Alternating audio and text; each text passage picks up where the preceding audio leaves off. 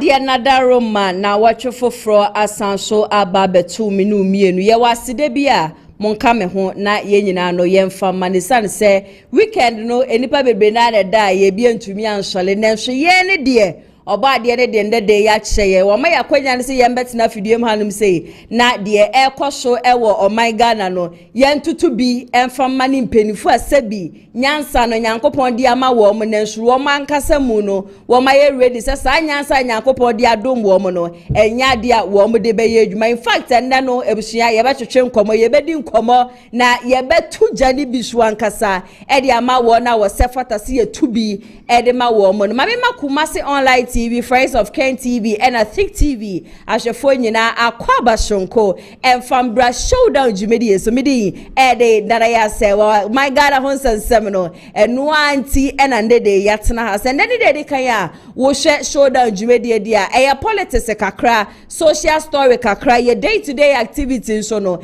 dear air show a woman, a jack, ya but snaffy, dear Hanum say, na ya pensen munia to be, na a foot to show just a miabu fracket to Yakopon dia mami na maponi bi e dia mampenifu asebi wo meja wo menyansa e wo baby me bie so tum e de mamu nyina so se mo betumi e de madwenche so afa comment section asenso e de abasa so e na hana ATP so what the newspaper review no e beba be som ye exactly 3 p.m. e ya de akweku dan kwa wo no ye 10 KNUST NDC communication team member saso e na Gilbert Asamwa wo ye Tescon organizer Edma Amstead wo nyina no ebeba be ka me ho e ofidiem hanum sei na ya twetwe enkomo ne so de ye be twetwe na ebusuamu awani tu aseda ne dan nyina no ya na akoye me ne ha na ATV for 1 good hour me mana kwa be wi na eja ma fire na me so be fire wi ansan wo the newspaper review no aba na so ne de makwa akotchi adihuni ni makotchi na shefri geto bi ebusua wo me se ne ma bi wo hanu ma ekoso wo man Ghana me nko ano matuja fire sa me ya na obi atena baby o se bia na obi akwa akoma miska enu nti na me ka ya na de bia me ka se da bi enye sika ya akwa akwaje afiri obi ho na so de ye nyina ya hwehwere se wo man Ghana betumpon wo man Ghana be ye se kuro ni ye na resources atwedi amponyankopon wo siesie kuro yi wo de dum ye na me ho beto me wo so a hwe dwumadie e ya de a wo so ho beto nti na ne de me special guest na nkasa na ekwa enim no me dan na di na se de me ma no oden na wono so na no oden na wono de wo te free kura na de chalk kura to na me kwere say ja de talk chalk to me e ya na maka me dam kakra no no de o de chalk kura mana wo tumi bufa chalk ne so no wati free say wo kwa e say oko wa hwe Kumasi online TV ache no say de me ka wo de hunu ni de bia na ubehu nipa kroba mu amunya steady sa nipa na meka na asem no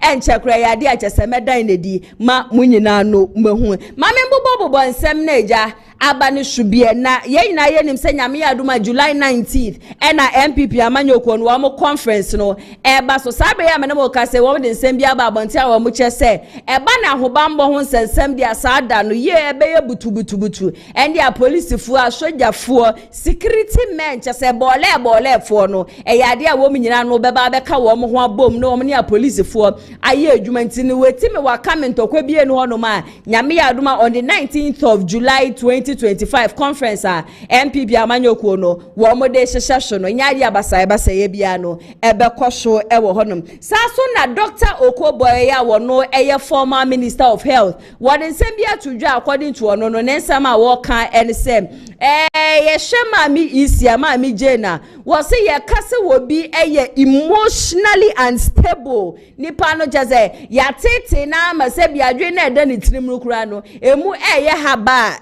sa maame no wo se maame no wa bre ye papa fiti bre ye yi Charlotte say edi ni free ho edi onu be replace no NDC amanyoko na asumdwa ye fe na asumdwe wo mo ma no enye bi da wo be sire wo bi ye papa obi onu ma beti yesu o maame no wo ye incompetent ye mpam na ne ye ngofa obi foforo emfambra wo se onu de nko be sire say ye nya na maame no wo mo ejuma na maame ne de odipa betumi aya ene wa ye be san so be replace Charlotte say ntino e ya de NDC amanyoko hu ni se onye competent ontumi emfa ne ma papa bi ana so o man Ghana ye elections won sensem no bibi papa bi enu ho no ma ebetimi efri ne mu aba Sasu na His Excellency John Dramani Mahama wo ba ye minu mienu ina bedi wa dance ye say ba ne say ye mpam amanfo dia won dia wa ye bia nkasa na ma me bia ye friend Mrs Deborah Lucia na mami ono ye former chief of staff e office of the special prosecutor the administration no wo edeja His Excellency John Dramani Mahama watwe ne pen atwe ne paper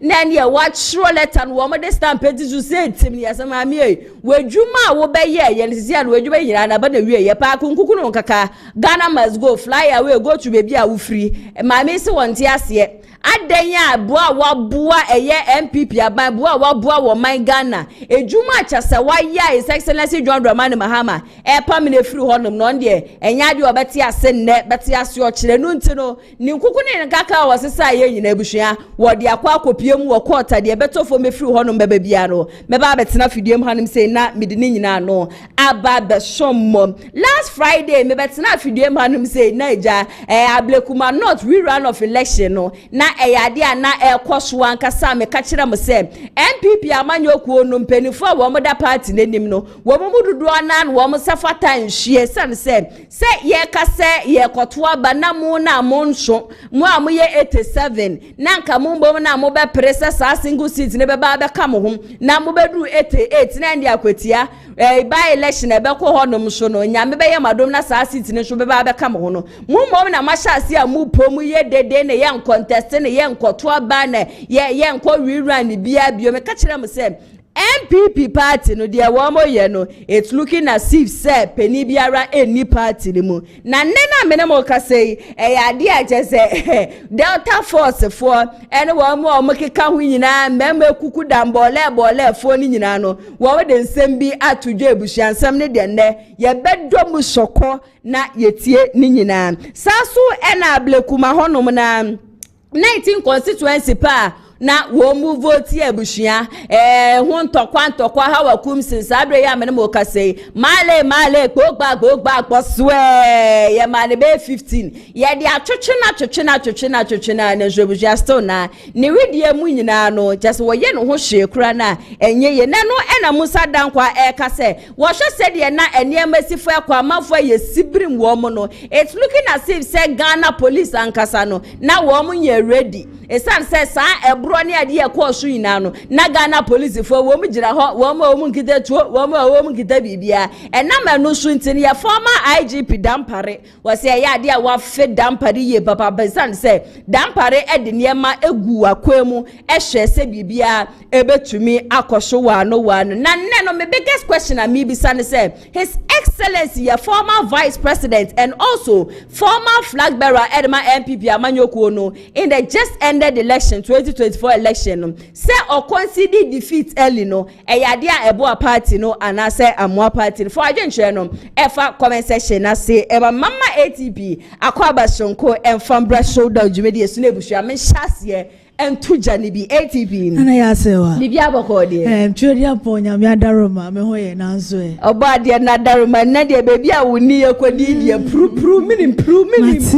mu ankasa ezanza ne ma ekoso wo my Ghana wo bi anka ya de be kala se de wo mini mu sifrezi u be obekasa but unfortunately I think last weekend wonu abema ni na yere ka baby last weekend na mukosie no ya ndi ebusua ni nyina say jasisi an me na me be replace ntisi akwa de o say utumi address me as sister in law ana sister in law enyaji watum wenyaji ma ebusua ene na sisi ane de hana ATP I am a sister in law but ATP ada na ekoso na ya se waja Ajinsa Brekuma North ya batu ye kwotu ye medi MPP amanuko no ho ya ye hwe niema pa ye maame akua free ye no ye Brekuma North pa na at the end of the day no me hu se ware no na ye me ya kakra ni nyina agina ye mpanifo a omodan MPP amanuko na no na amare nyina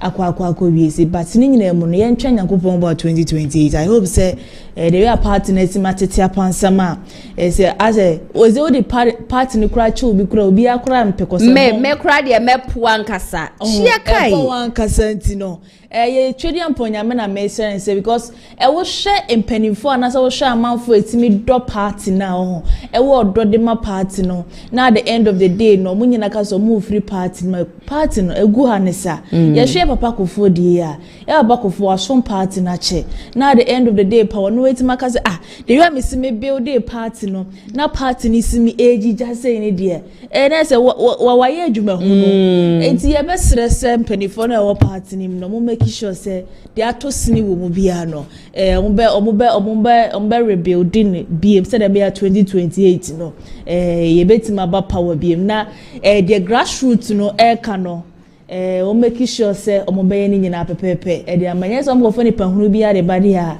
opposition ni de no matter dom de ba be gina this amaniku na this is abedin kunim 2028.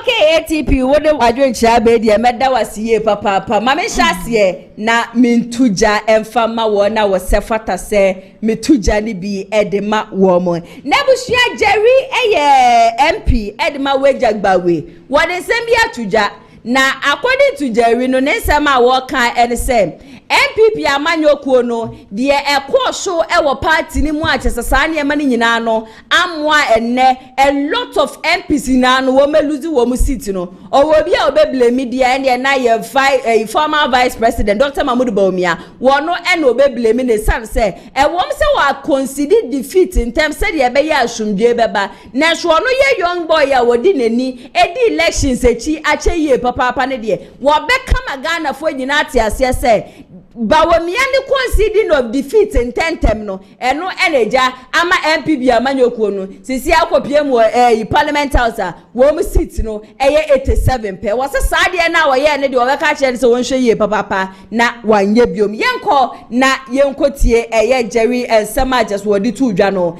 emra sisia wo studio sometimes you need to be guided but me say na etim sana me kan na owo de ba ko se me ayesi me wudada entima me kan na me kan ye first of all Kofu Bebe Beka say we did well by conceding early but Obisamia that was the number one problem we faced with these elections said Dr. Laji Mahmoud Bawumia ban tembeji too na me over the period my monitor elections and I may say normally members of parliament omo call elections ya announce more results now onim de omo no money they are happy and they forget about the presidential. And so you know what happens now presidential no na ya ebe anipa no win ko na ya wi ano ananya sa until me say me ma me specific example and then maybe you can match it along in Wejagbawi the agreement was that me ma ya presidential first ansana ya ide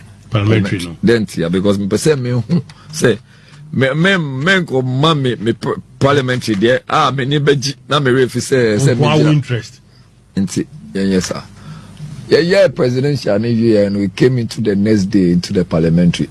That was when the flag bearer had conceded on him the SCA NDC4 became very emboldened. Police force Rose Omobeko transfers. Many occasions say Abebeko transfer because they were even able to show say they were more neutral and professional. I had to stay on my feet for close to 76 hours. Because we all attention. Me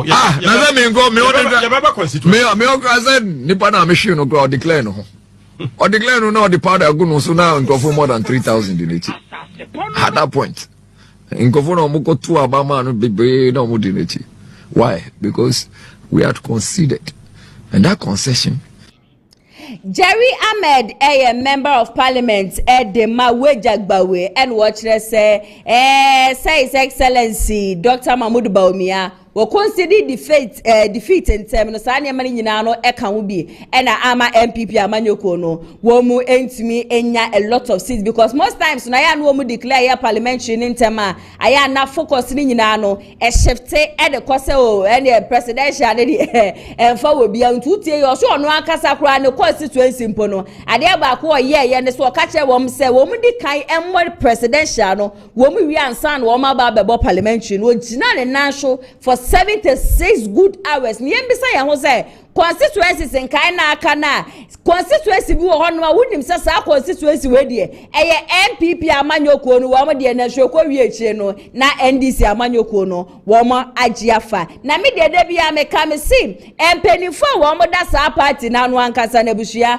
question mark ankasa e wo mo ho last Friday me betena hanom me compare wo hwe NDC amanyoko no wo mo executives na enen wo hwe NPP amanyoko no executive as they will compare Chelsea a whole football club like Chelsea to Asante Kotoko difference no a huge ankasa into NDC for no and a Chelsea and a MPP amanyoko executives no wo mo so wo mo ye Kotoko na nkosi se Kotoko be ba beto Chelsea ni de na ebuhia ejuma no na ehwo ankasa mame ndan nipa nde matonsa e dia friend na nde mene no e ba betwetwe enkomo e wo fidiem ha no sei no mame ndan na di na mu nyina no muhu nipa kro ene e na moja ne papai ne nia bede no ho ankasa wo se ne ni je sede da ne den nyina me betena fidiem hanim sei na me tutu bi e de ama MPP amanyoko ne sanse sa political party ayefre wo mu MPP no wo se mpenifo je sede da no nyina no wo mu agbomi fitaduku wo mu nye serious wo so wo mu deserve mpo se wo mu ebeto aso mama na kwa abashonko na bema bema say menu aba what say bibi aboko je say we dey daddy boy e twa program ainti na metena se kra na wo frɛ me bema say me ne me hwe na wo hwe me ade ye je say giregyina ne na so ne wo hwe me bo straight ye ya asem ketwa so wo nya small sa me nya small team meteni amaso ankasa me ho se wotini amaso wo ye more than wotini amaso I'm telling you wotini amaso bibi aboko obo de da roma menu aba na so ho ti say oba de na daruma me nso me ho ye papa eja MPP amanyoko ne ho nsensem ya enu nti na ndempe so obeka me ko na eja de enkoso wo party ni mu no ye ka ho asem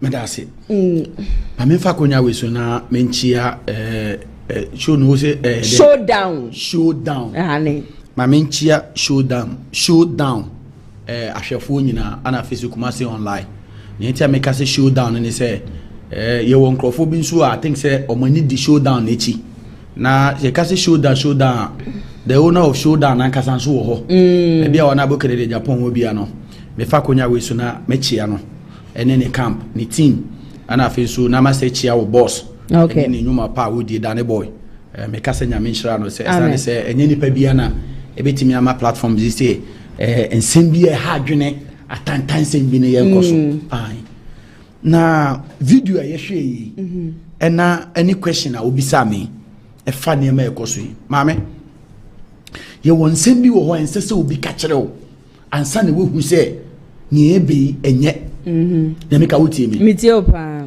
NPP party na akwakoye party bi a akoye ne ho te se ye frɛ aboa bi ye se ye frɛ aboa bi sa aboa akoko chameleon na da bi kokone se uhu na ufa wafa musuo se uja no ho nso a wahwera de santra fra anoma se empenise se uhu na ufa sa aboa na wafa musuo se uja no ho nso a wafa de wajade waje japade ni munyam ne niema wo yenko ni sei NPP party na kwakoye party bia ya fani say ye yasantefuo but that is where the problem is coming from ya fani say out of 16 regions of this country no ya fani say ye yasantefuo enti the party belongs to the Ashantis na mika what you say enti enu ama hu kwa mantofo bia se bitafrache omo nsem fata se eso omo share the uniform of NPP kwa those people are wearing the uniform because say yes Asante party nantia obi asa keke nsem fata obi ananim nyantwum obi atese nyansa ye frɛ nyansa obi se sa nipa no won lake na so say Asante for party ye de ne betana so that is where the problem is coming from Emeka wutie mi say ye ka say ye hwehwe NPP a we are not talking about this so-called current NPP. Mami fire woman. I am not taking anything from anybody. Fire woman. Say ye ka NPP. We are not talking about NPP wemu. Enye ne NPP we na ye ka omane. Ye ka NPP na President Kufuor, former President Kufuor lidi. Ne ye won Kufuor bi te say Hackman who so agman. na meka wutie me you want to forbid to say your friend is a senior minister be na your friend Osafomafo. We are not talking about Nanado administration Osafomafo. Me patcho na meka wutie me na you want penifo bia no omudi nim to say Professor Ameya Wakumfi. Na you want to phobia omewu aye from your friend to say the late Sir John. You will nipa bit to say a friend is Major Kwashiga. You will nipa bit to say the living legend your friend Alan Chenemanten. You will nipa bia na omanu so omanu kwa huye mu se NPP party ni kwa huye mu ne ni omu bedie ni omu de beto gare ayo showcase kura no omu nya ne ye woni nipa bia wonyankopon yi na ma NPP party na your friend wanabu Ken Agyapong. Ene wanabu Ken Agyapong wo kasakura wo bi entie. Enam otan ahantan ni sese suban kankan ni fi bi a tesa abawura nkrofo bi mu yenim ye papa se Ken Agyapong eni obi a obetumi esevi oman Ghana enye se NPP executives na se nkrofo mu NPP party mu wo mu nim se Kennedy ni yede ne ba ye be win 2028 de bia me ka me se Ken Agyapong wo ye bemma bi a wontin to suo fam to fom ensan fa ne tetere manfa se Ken Agyapong ka se o ka se ye bi onu ne emfa ne ho se wono ne wo ne to nsa didi o se wo ya ade na enyanko ade obeka enam saa so ne ban na ekita Ken Agyapong ntino enkrofo bi wo party ni wo mu hu ne se ye de ne baso wo mbedi ye ni ma ne ma bi expect sanka ye benya no saa ne ma no wo mu nya eno ti ro mu di Dr. Mahmoud Bawumia de bia asem we meka na me se efia da na metena fidue ha ebo Dr. Mahmoud Bawumia ni former aide lady ya John Dramani Mahama ba ye woman appointment and special senior presidential staffer. According to Mame no was the office one na one Dr. Mahmoud Bawumia te no sebi se wo be kwofo ba kura de ne ba office one ebe di di tro kura na Dr. Mahmoud Bawumia ntumi bie na no nka. Okay. Inti wobi a want to be bia na no nka no e den na chese se Ghana for ye peje o my Ghana de ahya ne nse obetu aye Ghana ye inti enkrofo na wo mu di Bawumia chi no it is not because they are seeing the presidential material in the person no they are looking at him because they know say papa we ba no be ye flag bearer de ma NPP amanyoko na ene ma ekobone aba pa no ntumi nka nti o metumi aye de o mu pe o metumi adi o my Ghana sika eno ati na enkrofo we di na chi ye hwe de ekọ so e wa Blekuma North Yesho said yesifo sibri mamanfu wo krom ha ene Delta Force fa ba bonti abekasa debia Kennedy gina ho na Kennedy ka ena monhwe grassroots no ena meme ebo aye ne monhwe wo mu debia Kennedy Agyapong kasa asem na de si Kennedy se Kennedy pe kasa ena Kennedy ntumi mwa wo mu na so mko ye kobu wo mu sanka NDC fo to wo mu meme good se de mo NPP mpenifo moto Delta Force ne invisible force no moto wo mu gu ya anka se de meme ebro mo ne de sanka wo mu so mbesole sanka woman so woman besole na masa ba wonchen embe ma na kasa na embe ma na chire se de Ken Agyapong esifa ekase woman hwe grassroots na woman ye ready se woman betie nene no woman Delta Force no woman throw woman support de ma Kennedy se ne Ken Agyapong ka kire woman se ye kwa akwetia ye nkwa a woman bedi akire ba nipa na mo hu ne se wono na ye age nkwa wono no ye face of NPP amanyoko Dr. Mahmoud Bawumia wo bonus wo de 1 billion kura begu fom kura de ma wo mu a wo ntie se de wo mu nyina ka se wo be se de wo mu bua NPP amanyoko no in 2016 na chese etumi ba power no ekwa wi akire ne ye chi wo mu gu remand 2 solid weeks adanya anu o mu ka se ye mu a wo mu no mu nya adwuma nye wọ́n sẹ́ ni NPP NDC fọ́ ne ṣe mu no ebi eni agye NPP mo force fọ́ na bi o macho men na wọ NPP no wọ́n mu bi eni agye a wọ́n mo sere sẹ́ ebi nkọ ne nsambre bi o wọ́n mo si akwatia wọ́n mo tu wọ́n na nsi hɔ nne wọ́n mo tu wọ́n na yesi wɔ kyena esan sɛ leaders na di party n'anim no wọ́n ma hu sɛ sebi nyansa na ɛda mu tiri mu no enye adwuma ebu hwɛ yɛnkɔ na yɛnkɔ tie Delta Force na invisible force nsɛm a wọ́n di tu dwa no Emra Sisia. Omubuno tutu asante weje kwade yenka Ghana ho kura.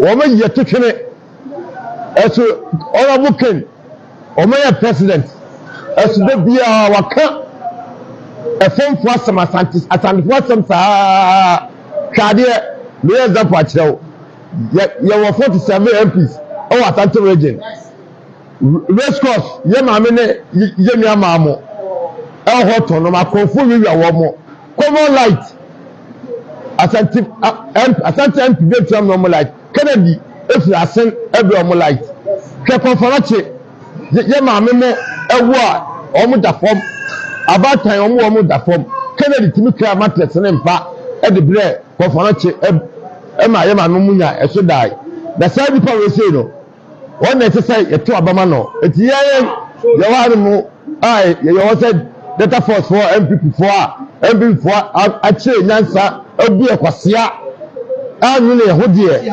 yɛde yɛkra yɛbi biara de support Kennedy sɛ Kennedy esuomo ewiamo edzamo yɛtɛrɛti bebi a wɔkɔ biara ɔfɛɛ a yɛbɛba yɛ na yɛka yɛyɛ gye nyinaa na yɛka Kennedy data force for data force for ayɛ Kennedy ana yɛka Kennedy esuomo ewiamo edzamo yɛtɛrɛti sise papa no yo no didie ɛsɛ ɔne betama ɔman no yɛdiye. To NPP leaders. Hey, enemaniaji. Both Delta Force, Invisible Force, all the forces say what NPP. Mama ye ni. I don't think any yeah fire cry. Any emoja. Yanyi tumima NPP 2016. Shemohe obia organa ebia nkodi NPP. Emabunu no ye konkodi NPP tumi. Ye wiye modi ye semu 2 weeks remand adaya ye peduma aye mama sa ko ye mra e dey atchire ye say ye bibia ye nchie mbe ka kire mo ne mu no we ye si ho the shop voice ye di momo e duro no mo di bia ne edi o obi enu no ma sabi na me boy a ne nan ye 4 na ne size 6 na ho de 99 ye nyina ba ko pe e ma wo pe eti na de kra e ji tumi e ma ba ko am de fast no mu no we me sem bo me nya prophet me nya obi aba me sem me ana me data force chairman Asante region ye kasa boys ni tie ye kasa mu pie mlom pie ba ye kasa mu na o mu da se se do mo da o mbeda so da biem atiwa o mo twem ba me sem bo we a prophecy atiwa panyini ba ko o mbeku ba ko e de akere mo se munnim nyansa ambifo ennim nyansa wan kura enti me sem bo se atiwa panyini ba ko me boys downtown visible all the forces say war NPP e ma obi yes momo go for maame o mayere eno mama e fa ko sa ko se munnim bodyguard asia bodyguard ni bodyguard ufo be say bodyguard or security a we part of our body because nyame fa sama woni ne nam na se tutu a woni de ne hoji se kan ba woni de ne hoji abebe am hada police as man how police anko bi ade ne ho be tia ma but modem sa left and right didi ye and by for se onko didi a onko ne atiwa NPP mu watch out na babunu no security for no kwam de fast no mama omo no ensua bibi no mu se next time no offer akura ana osma akura se onko o de ne kwafu na so ne nema na de ndu baabi na ga se ahamesio no anse na akura ne su Charlie August ababi mi say kasa bibiri message e pese enko NPP mpanifoni na mi video ni mu frame ni mu turo even your boss aja NPP aba NDC who ye the ben who ye we that be o che o me boss on wa dey approve yen say do yen dey na so yo peni na unkunfe se unkwa na udi ya unkwa na obefe eni bi dey happy NPP mpanifo yen say ye do afi ye boss ye senior mercy a bibi etimi frɛ na ma ba ye backup na mu ni na ko NPP Munna amako NDC. No one people so friend on feel because tama mo power no men feel am. Tama mun tina power no men feel. Mother, yeah nkola ko etiminya problem na wa frɛ party chairman. Na wa frɛ party wa frɛ organizer on feel. Na wa ko frɛ boss senior man na wo NDC opposition no. No abe issue the network any needing anywhere here free problem no mo. Na so wa position I go say me ni sa senior man no an kokko. Obi atama e wo power no. Mind me amboami onu won the opposition wetima yi me fi problem afa onu aba power no wo opposition no obesime ne nkoko adentia obo man yeni abi o who go work then who go chop mu be yisu yesa do harvest na man ange e se nyame na adu ye bi mu ye juma kakra kebi mu ka on the way frustration be mun the way depression be ku ebi mu na mi da roma na wa ba power na ya bo kakra ya touch mu kakra na mu pese ye ni ye senior mess ye bra NPP executive say we dey mu amate edidi jaf omumbre afamumra power for 8 solid years wo munya amane empo na wo mu chi wo mu telephone mpo e dey afre pani bi mpo asa pani ni mfi wo mu na NDC macho men na wo mu NDC na wo mbom na wo mu opposition no sankrofo ni mbom na ebua wo mu videos miensa me boye nyina wo bie kasafa didija ho de bia ye ka NPP amanyoko ni nim kwan ya ye fa so ye hwe grassroots NPP amanyoko ba power wo mu de ne book sam wo mu de ne lawyer wo mu de ne doctors na enkrofo na sebi wo mu bre ye enkrofo mu sacrifice de wo mu ba power no na ye yi sankrofo ni nyina ba akodi ahye wo mu nsa nana Jankwafi, womo kasa ye nyina ye didi agya womo. Ye won nsɛm bi wɔ hɔ a wote ya na ɛma wo bofo no. Ade ntina me kasa nsɛm bi wɔ hɔ a wo bofo no. Nana ade ba ko eyiya wa brabom ye didija. Ndie. Edidija wo hoi. Enimu na nenam. Hwɛ me tie interview no ne videos na me hwɛ no. Last guy ni kasɛm bi. O say, omo breye. Omo di omo nkwato 2016 e fight ya de bia na nke esese omo ye e ma santiman oman Ghana enim ye nyam na ye kase for the first time omo wi ni power no omo ye na make what ma say but ye wi ye no ye design of fuku we an san fuku ye omo di omo kra omo ja omo ye no no omo busuafo ho ye design of fuku ko gumu 2 solid weeks adea because they are giving them pressure say ejuma na ya ye na ese nyes ejuma no so mfa so last year no opponent ananka wo no fighting against them no they are the people who are doing what giving them favor okay nana mayenko ni say so when people be to me the nekra to ho am be guard as bodyguard ya kase obi your bodyguard enu na guy na explain no so wetimi agya na busuafo atu efie we jani ma me ne papa ne nuanu bi atu fie I risking a life na me ka utie me I risking a life eduru na ye kase eduru na o kai se eduru na boys ni di ye no bi no meduru ye weduru na ye weduru na me ka what ma say ye wo second duro bi wo ho be di ba ye twa wa be twa esa ne say sa second duro bi e ba na no de nchen wo de but sa boys wetimi a sacrifice wo mo ho abre wo wu a ye ni insurance bi ama wo mabusuafo ye ni bibia them they are not going to get any benefit from them but the same go for wetimi anya kukudu defend your mind no and defend the NPP party mo ba mo de mo nsame enu didi e jasa nkofo we nchen na jasa nkofo we ho mo no mo begemu ana na se ye bomu ne a omo no mo begemu masa yatene kromu ha asuso etanso amasa tanada ni bi amayen enu ne ye problem ene na make what ma say because a data for to we atena say atena ku 2016 aye dirty works ama NPP power team ba party ye jasa den fansem sa data for to ye jawo mutu nchen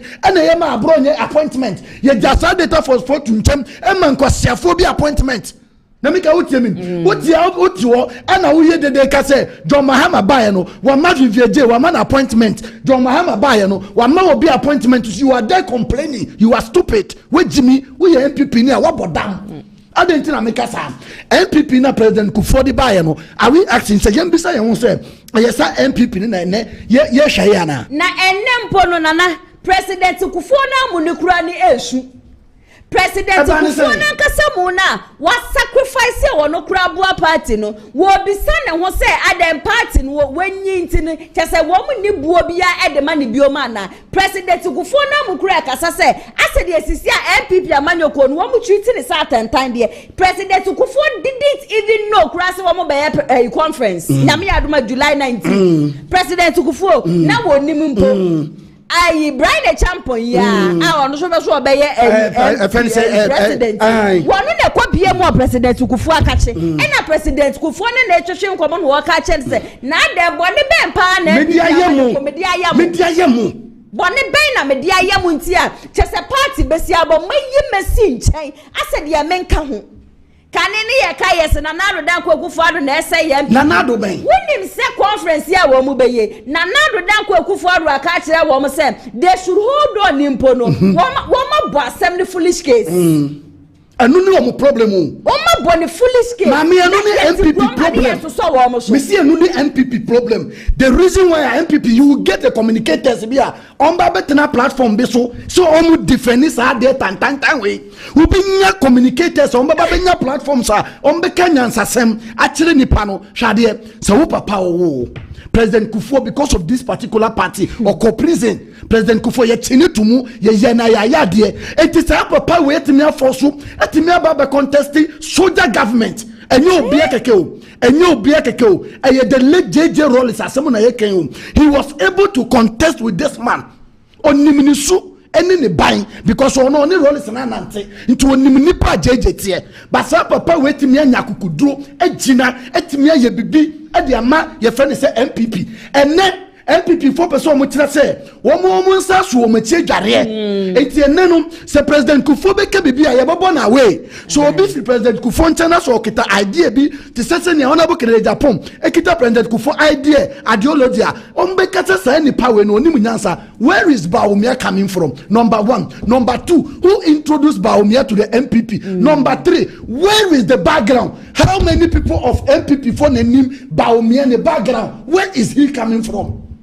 They don't know. They are just sitting there lamenting on air because women nyakwenye bi say some betena social media because social media is cheap and kasa is cheap and TV is cheap and radio is cheap and to ubenya jogentre bi ubenye ni pebia sebi tafrachi ni obedi kro ni bi say nipa ne benya platform be betena so akesetia ni pebia omuso omni pebia omuso mo man.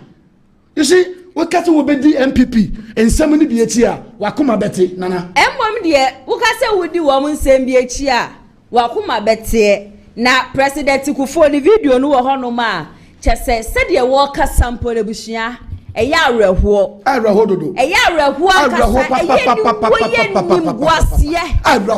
eya awreho ni se NDC amanyoko ni empenifu a the party bisanka ya reject wo mo anka ne wo mo nana anka ne wo mo nana ebushia yenkwe na yenkwete nsema ye former President Kufuor wodi tudwa wo chese NPP amanyoko no chese wo magi ne ba ko di ahye ne nsa wo mo nkai nimpo yantie emra sesia masa to the point say akokra fe aduane shana no cross me nidi menya no that stage and at least young mama ntibi na te ba ko pa simu ye ne ma bi nam say ni agodro no na menya party ni bi ntinka me tuwa ni mi hwem so hwe Ghana political party political history ya kasa UGCC but if 47 ba 69 was there time ni any power for Ghana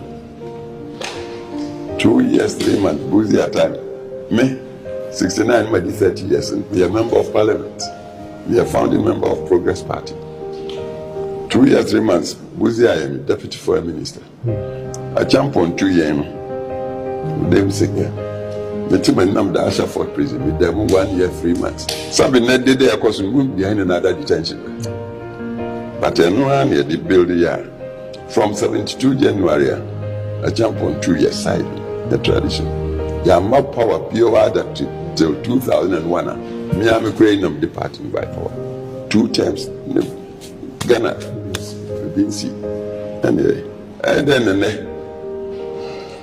ya bedi sei eya wom ya prepare wom na bibi se be kona nyame ada o ma me cho na ya ba ignore me kora me ntia se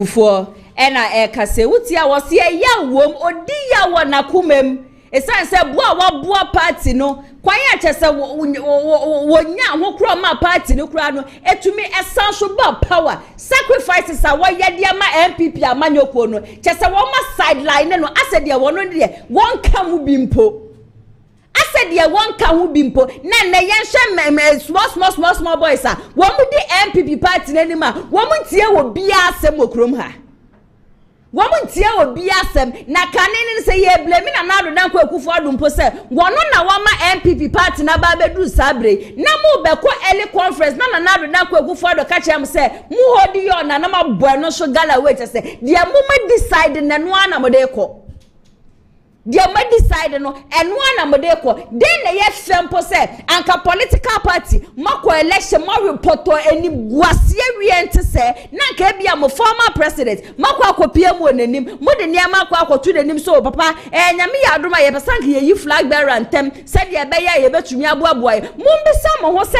MDC amayoko wo mo de vote se e na biti mo mbisa mo ho so wo mo de vote dodo se e na biti mo mayi na sinchen mu fi za mo yeme na ya se wa meti he ya na nyame na mo yeme o enyame na mo yeme na da bia me kan me se ye be koso abomachia kosi se nyansa na nyankopon de ma mo no mo be ma na ye adwuma NPP fo wo ma mo communicators abre esan se communicators ne power de ya we se the NPP executives ye enye na so esan so oda party mu ntino wo be I just will defend it.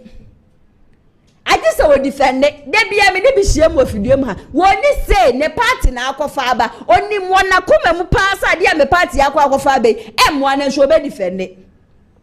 And na PSG any Chelsea match. I just a Chelsea for one more ship PSG porto trainely. Na former vice president. Ya former vice president one other she ne nia bedi a say wo bia wo ye PSG ni na ye ni baby e free na so support Chelsea o say wo ye dey o Chelsea edi nkonim no na wo bia wo so no ye PSG ni a wo no na kwa ka say PSG na be win no na Chelsea a she no to onum na obonsem ene uko social media no so a wo mo se chese wo no be ka PSG ho kra na ama wo mo kra tumi a she Chelsea Wabeka PSG ho ena Chelsea ehye PSG poto because enipa bebre na nim say anka yede ya PSG be Chelsea Dr. Mahmoud Bawumia ene boys a wo mu twa bet si mi mbisa say why na shuma wo kra se be join PSG wo mu bet a wo mu twa ye nyina wo mu sika ahye poto Wama boka susuro chese wo de baby abekwa ko baby abekwa ko ka hu bia bibi bia abekwa ko ka hu bia na de na ji egu katim ti PSG ni Chelsea PSG to me shit team bi na nya asem ketwa na PSG ni Chelsea be ba who asked you to come and declare your support boys na say na ko mu ni mpa say wo ba be declare support de ma PSG ko mu twa bet ne ko Chelsea ka wo mo akwo mo betwa e de akwa Chelsea na akwo mo di nkunim because wo beka ho ade na ka PSG for the foe na so nya beka sa ye se PSG be di nkunim a enom se erade na ya boka so na bet wo metwa dada nana eja de o ye Chelsea ni me ye Chelsea ni enra wo team di nkunim me team di nkunim na ni nyina ba wo mi ada roma enro na obi frɛ me ka kyerɛ me se Ghana no Udi Ghana fuichia wa obeka sembi obi beka se bia wo tan nipa no endo obi frame me ka che me say nana odi hunu ni na da no wa ma ye hu because obi ka che ni se ne John Mahama esu ene ni nkrofo so mo support Chelsea etina akwakọ ye ti se NPP NDC ena anko ba ni sana me se da bi o man se ko no ye forget sa na ma no unim me nua ba Dr. Alhaji Mahmoud Bawumia o kana semwa ubenye nipa bi wo comment section obeka say wo tan papa no mentan Mahmoud Bawumia ana mentan obi ya but yem bisa say eniema na ekoso yentia asemo akokora akasa masa odi oyawo ene kasa papa ni di oyawo oha o femu amani hunya ya nsana otumi di party we ene abaye NPP party no chairman se papa we who ni shoe mu a you will feel for this man, you will cry for him.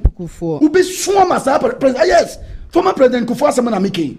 You will cry for him. Me say the biya na me kase me say nanado problem ni na ye enkofuku bia nanado pointi omo a onu omo bu o man we enti say John Dramani Mahama obey successful a edine ni pa onu omo bu man no so edine omo man nyansa because yembisa ya hu say nanado 8 years no obegu ye oman mu anu no yembisa say when the man nyansa nti okọ President Kufuor nte ekoje nyansa ye di bu man na penibi NPP penibi etu anamom efa phone frɛ papa ne sɛ papa akɔkora me ba wunche o ya to aba ma me sɛ me be lead as member of parliament na kwan ben so na me fa adwin eni nyansa ben na me fa. They didn't do that. Enti de bia ya na me kama sɛ me sɛ wo yo ba na usuru aware jaya eya na ye deni so obenya aware papa ye de ade aware ende enti sɛ wo di NPP party echi na se ti send data force for bre enye data force for when go gina courtroom eko scatter courtroom no. They are doing all this because of they are the MPP and then omo mfaso omenya ne se omadani ekomfo and then omo mfaso ne se so omo da prison and then President Kufuor ne papa wa be ye President Kufuor ne moja wa be hwegu MPP party no and then aseda MPP mpanifo de be man ne se so o ka bibi kire wo mo se munya botre a omuntie enti yenka nkire wo mo se nyame nhyira wo mo mimi odi hunu ni moja de nyame meka kire wo mo ne se so wo mo pese MPP party no entena ho me say me can be actually and what I am saying right now and yes asem keke it is prophecy me say MPP mpanifo antena se no man ko mechi no man ko hu President Kufuor no man ko buko tojo wanenim ne papa na enyi ne handkerchief a ehye ne kotoko wanfa ne inside left enyu so sa handkerchief na fan paper MPP mpanifo no ankentro mo se niam aye me dia chem wasa ne sempani se akola wa oja ne negu sere so a ye ntwa sere no na mbom sa sere we no ya paper so none of them will be remembered in this country. Now, body way I'm about the now a former vice president was to grab Baba supporting PhD my Chelsea as a woman, then party and Venkayo.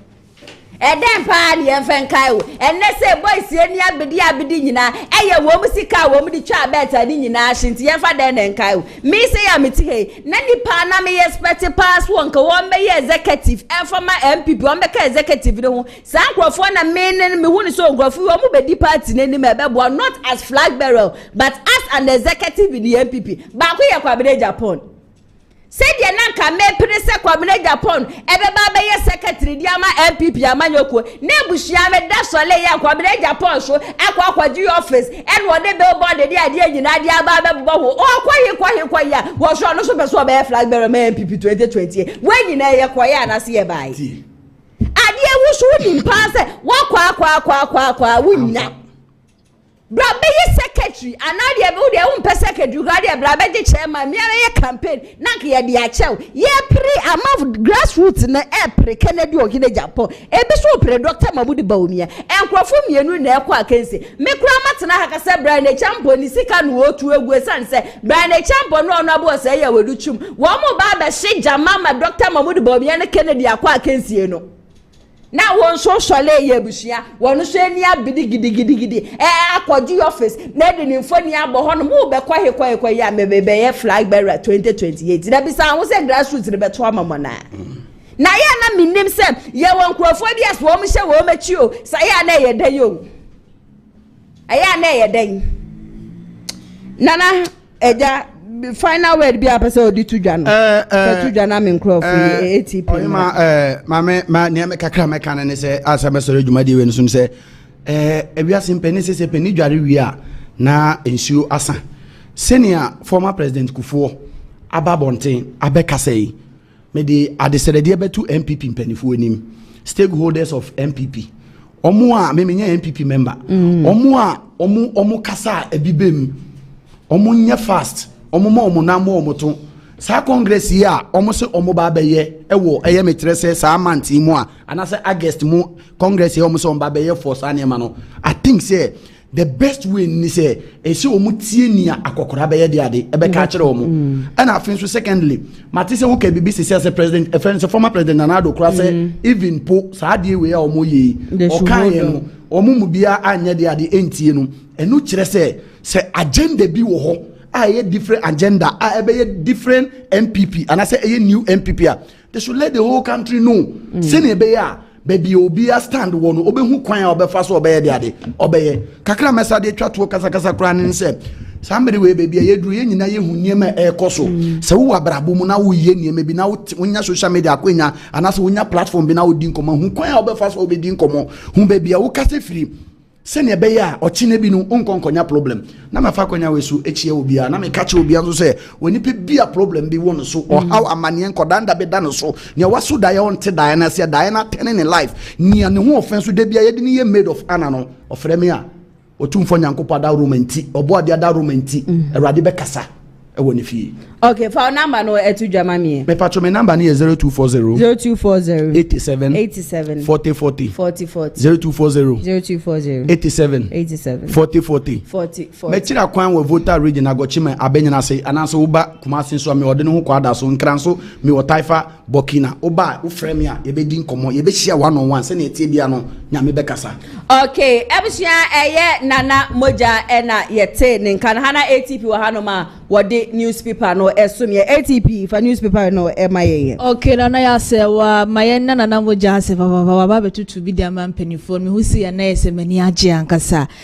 Mamema yetie fo ni ahwefo nyina kwa aba na me fa daily guide fa mo ma kwa aba from na Tik TV Kumasi online TV na Face of Friends of King TV. Na no be PM ye daily guide na ese klatafa toso eye mienu eye nanu ada efia day na ese eye Ablekumanov eye rera na course wo honom no na ese rabna na edin kunima ne kratai bo ho amane bo enso e wo hase na klatafa toso eye miensa na ese ni eye land minister ni foni da hase kama na ese galamsia ati se wo my God na mu ase ese yenso se yensa ase wo ha ye pe wo bi anka ejan ko betimi abo amasa galamsia ye koso wo my God na mu ase no etimi akono na se etu etumi twa no ya nkoye ba esi anu hwehwe mu amaye hu se NDC amanuko ni military officers for bi tisha ase ese galamsia no so mo susu tubu okromu ase ne klate so ebo ho amane bo enso ana na ya se wa onim se former Nigeria president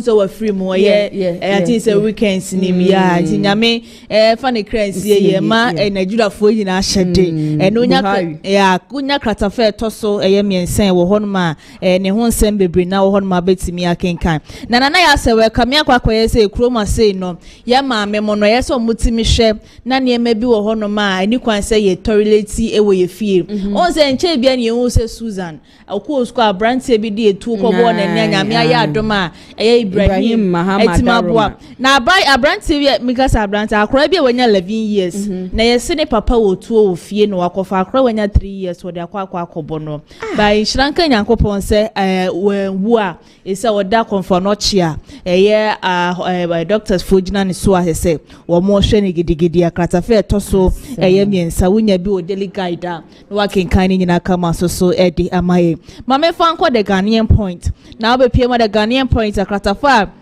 etoso enai no na ukopie mu wansanwa ene Pokuasi road and say enye kra na over the weekends no omoye demonstration wo hono papa mo say ento akose on the 15 August so man be your fan kwa kwan dia na second demo esanso beba ene klatai ebo ho amane bo enso e wo hase na abakata fa etoso wo twea na Ablekuma esi Ablekuma de no yanya to awie esi amodomani kire ya ekotia ene the next esi munyina do mani ekwa kwakire se by election ba be koso hono munyina do mo support se so esa ekwa kwakire hono sa so na abakrata fa toso mienu a na se national security for eno matche 70 patriots na efin kramantemu ebaye asante mantemu ase na o hwe de wi o masima load ne ema na yeso mba bedru Kumasi mfinfin baabi na so makwa akopɛ baabi na se jama yi ne ema ne bebre na de agu no o maba Kumasi na tax pan de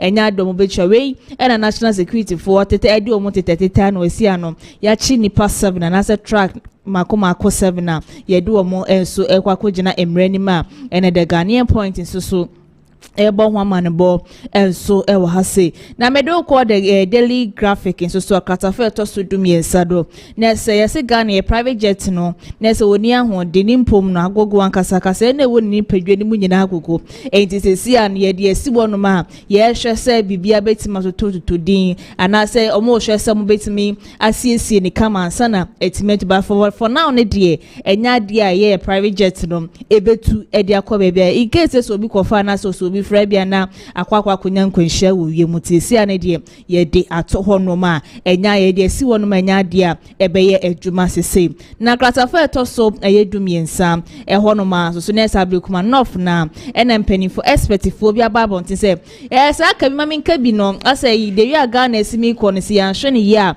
kamima bi no ebe bibie wo ho no timpani for form na fancy form pa ko se hwe nsema ne ma ko so na anu fiada mentime nwase a bura ye bo ye me anti a Kumasi ni de keke ka ho no so ma anhwe ne ye na form na ye nsi form a enema be koso benya na wo my Ghana ma se enema enkoso ye wo my Ghana to be sra ma da se mpanifo form na nsi form na de si na anu fiada no enye lasawa enyi kwankra se ebisi biem wo my Ghana mu ase a enne eye daily graphic bo ho amanebo enso wo ha sei Medoko the new publisher na be PM the new publisher so a yes and this amanikuo ne mpanifo ni bi edo mo hye galamse won sensem na tax force na hodo bebre na ye twetwe hu sika de ma wo bo say no nya the new publisher obenya bi no akenkan ni nyina enso so edi amaye na ya se wo kai mrantie ya omo free South Africa be PM wo man Ghana mu ase omenya ba bia ye gefui omenya ba bia ankogina se ba bia Ghana nya edi independent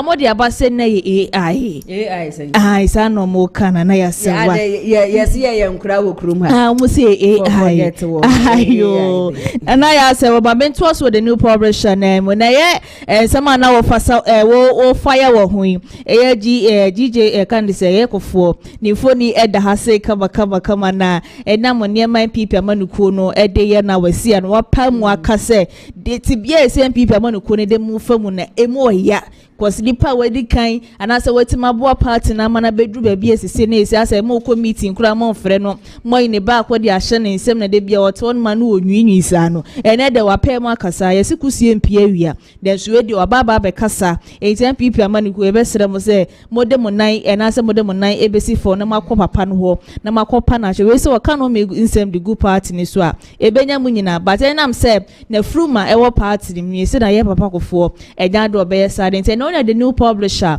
ubenya bi no akomusu ko no akenkan nyina enso ede amai ma me fa nko the custodian na be pie mo the custodian so anese afenoma kenifoni eda ha sei kama na nyina eya blikuma no fa ye election e course e wo honom no e na wo kire se empanifo form na nsi form na de e ko honom no masa ense 10 times wo ankasa eye man pani JDM be act wo ho ankasa brabe showcase niema gosi niema ekoso na eni enyan na etan papa eti unya the custodian na no akenkan nyina bi enso edi amaye na kratafa etoso miensa Miami auntie hawa Kumasi ni mfoni eda ha se sanso no Dr. Baomia ni mfoni eda ha na bra ya board na anu fia da ese ye dia boni ki bi twitwi ni kama man ho ba no na Dr. Baomia ko pie mu ho ese wakosra na busa ntisi ne ho tese o still dan no mpemu die emu ye ne ya nkasa ne wo ya the custodian na no akenkan nyina bi enso so edi amaye kasa fa to so miensa so ne se galamse won sensem na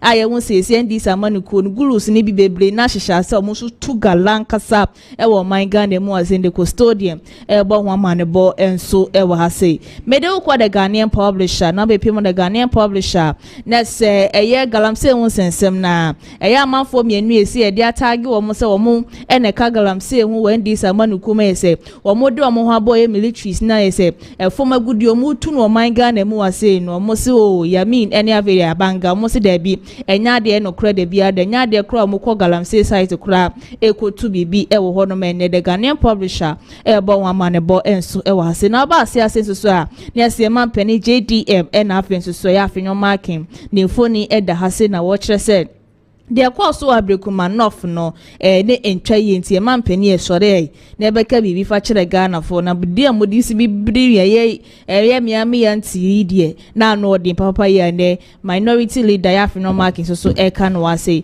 me de call the metro lanes na so be pimo the metro lanes na say private jet say na ho odin no aba from na say asay no eno so krata yi e bo ho amane bo wo krata fa to so ensia san so e na wo ba eye krata fa to so edun so a yemampeni yemampeni dada abedi etire Dr. Baobia enso sabrekuma nof nsensem course no enese wababontin a wobeka se de course wo hodom no enye na afin so mo ayebo wo mo aye prepro bon so no wababontin so asaba be kasa bo ho ene kratai bo ho amane bo enso wo ha sei so enten unya ne de metro lanes a no wakenkan nyina enso kama so de amayen so wa ye bre na ye bre entima memfa the chronicle enfa sorry eye nkrata ni nyina so na abepie mo the chronicles so a na say chronicle busa say enti galamse yati atese wo eye kroma say no task force na de bia da yati magu montin so say bonko galamse side da monko hwe ne ma ewe koso ho na omo amofa kwan bone so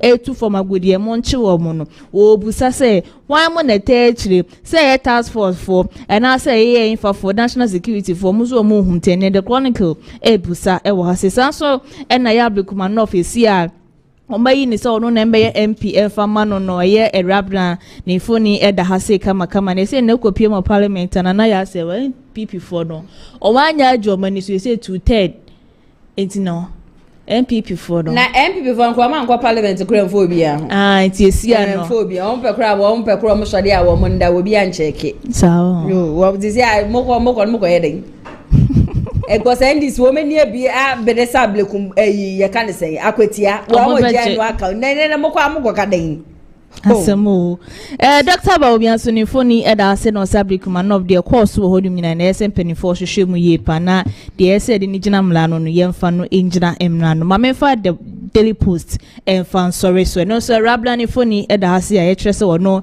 na edi nkunim 2020 for election e koto aba ekoye menteme wase no omosa akoye rera no na edi nkunim sanso na private jet na won so nsensem so e wa ase akrata ne e bo amane bo krata fe to so nwotwe enti unya Daily Post na se wonya bi no akenkan ni nyina so tana ya se wa mefa Daily Post in fan sorry so nefa de akanyina e fa to so ma yetie fo ne ahwefo adane de nyina mojebre etie.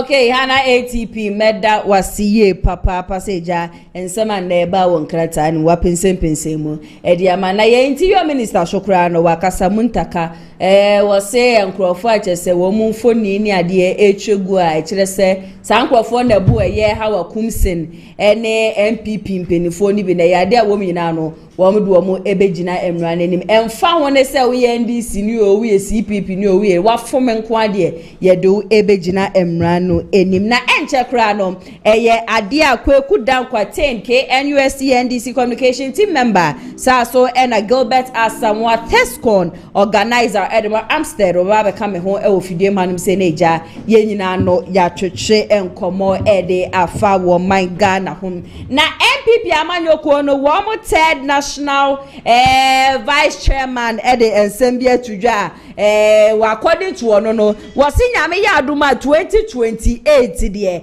chese ye ka buti for buti a enya asem ketwa wose ye NPP amanyoko no wo mani abede papa enya de a wo mo ba be ye hwe an say NDC said ye ablekuma hey ye de wo mo fa ye de NPP for fa so ya ye sibiri mo me wose enya de ye ba be ja wo mo sa keke chese 2028 no enya eja invisible force net Delta force wo mu yi wo mo ba ko ere hye wo mo nsa no ende agbodi biara wo mu de edi wo mu bia wo mo sre wo mu de kotodwe gu famenza dansa ye mangasa wo mu nye mu nenka na eja wo mo meka party no na 2028 ende abushia wo mu na se power kase na ni ende zifo to left na MPP amanyoko no wo mo so at right yanko na yenkotie sansem we nyina no emra sisia 2028 na sati ho na obi for campaign bi no ka joy say hey mama ko mi vukile to Masaudu anopa dem say what dia tem wo si kwa campaign bi kwa campaign ni NDC fo na ya never wo we see cause Serbia ni ho obe catch us 2028 yamfa ya vigilante group yamba ni vigilante group mi tonya me anka fani pa no obedi ni ma mi twa mi tonya me masa wudu as Muslim ana no pray o ka say obedi ni ma mi twa masa me see me tonya me who say me tonya me 2028 we are ready with our boys you better NDC here away. Not 2038 we are panini, we are big, we are party, we are whole. Now we have a culture and say, hey, one time we will go to group, we don't have a better show. But do my baby. But there we way. Say we way. Boo NDC 4 year away. Now 2028 you call election the tracker.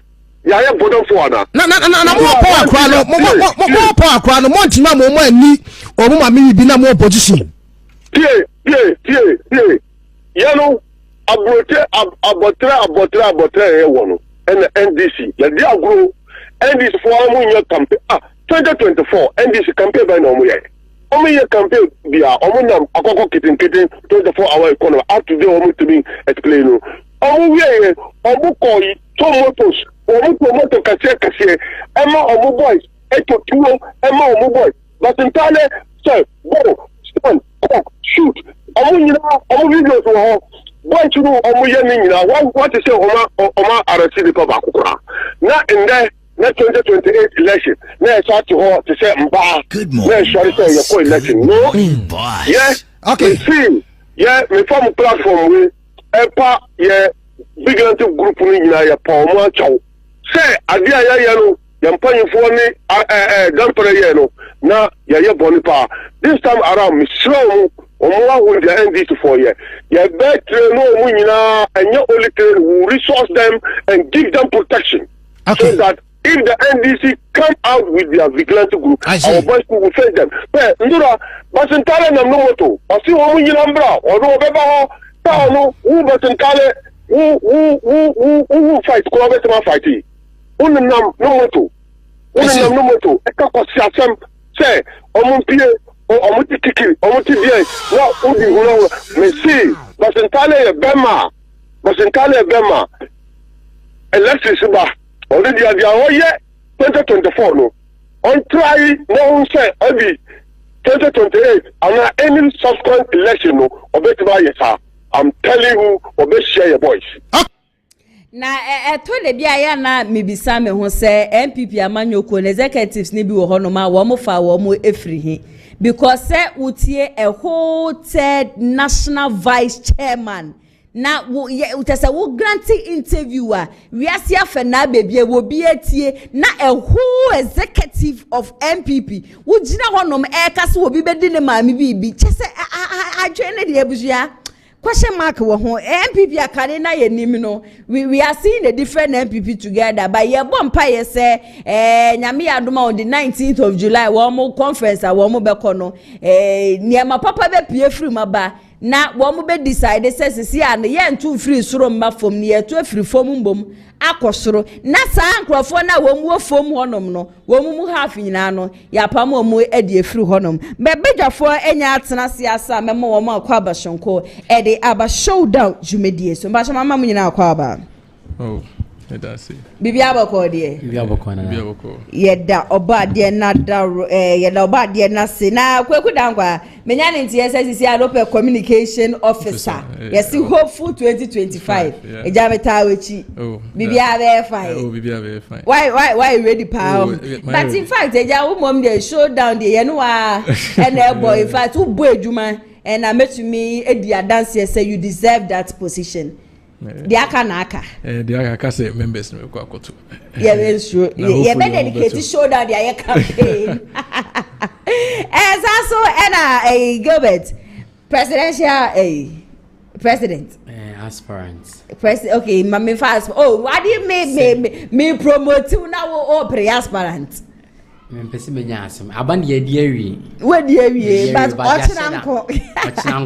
Oh, me nya so be ka say also your president, so when you're president, and then I'm asking, you go so, I have boy Juma, can't no, yeah, okay, I'm said TESCON president hopeful 2025 nyakopon entie mu nyina mo mpa ebo na omama wishes na no entime embre mu meje di say mama sha asian free Gilbert onom ene ma ekosen ewo NPP party no na ne oma de ekoso kama bibia eda na akon pepepe but ya na atesem ne na doso and I don't know the reason why ya NPP nkuano ni pani wo ye ho okay ebebu o se dia bibi na oso takache pacho boy me ana de eni dudu osan echi no se de de eni dudu odi echi ne so takache ase bibi oso takache so dudu eni sand oso takache we dudu eni monso takache bia mo bone na doso enye bone na doso she MPP amanyoko ni amanyoko bia on se okasana okakase na me de un se enyansafo okuo ni eni ko ni eku a nimdifo enye buklon kwa ebefie nyansa eba nkrata eba bukuma MPP amanyoko ni number 1 and we are sende bia me ka asem say wutimi nya ade bi wose ye ohia ane wosika wutimi nya two parties a we ni nyansa we nsusu ni nyansa enye adwuma sa entino MPP amanyoko ni de ye solid adwene wo honom enti two things opposite negative positive enti any positive amanyoko ni Ghana no enti na de na negative one ye so omo amunim ene omo amunim okay aha enti na wo ka asem se ne oma be na ekoso MPP mu na me ka se dodo ani sa do so takache na wo se ba MPP amanyoko ni ma eye ne oma mienu miense bi pe ne intimi enkikansi ani se kwaya se yewra kufon so dia ba be boma na me bana metie na wo cassette 8 years e ba power man sha na man ho bibia na bibia sa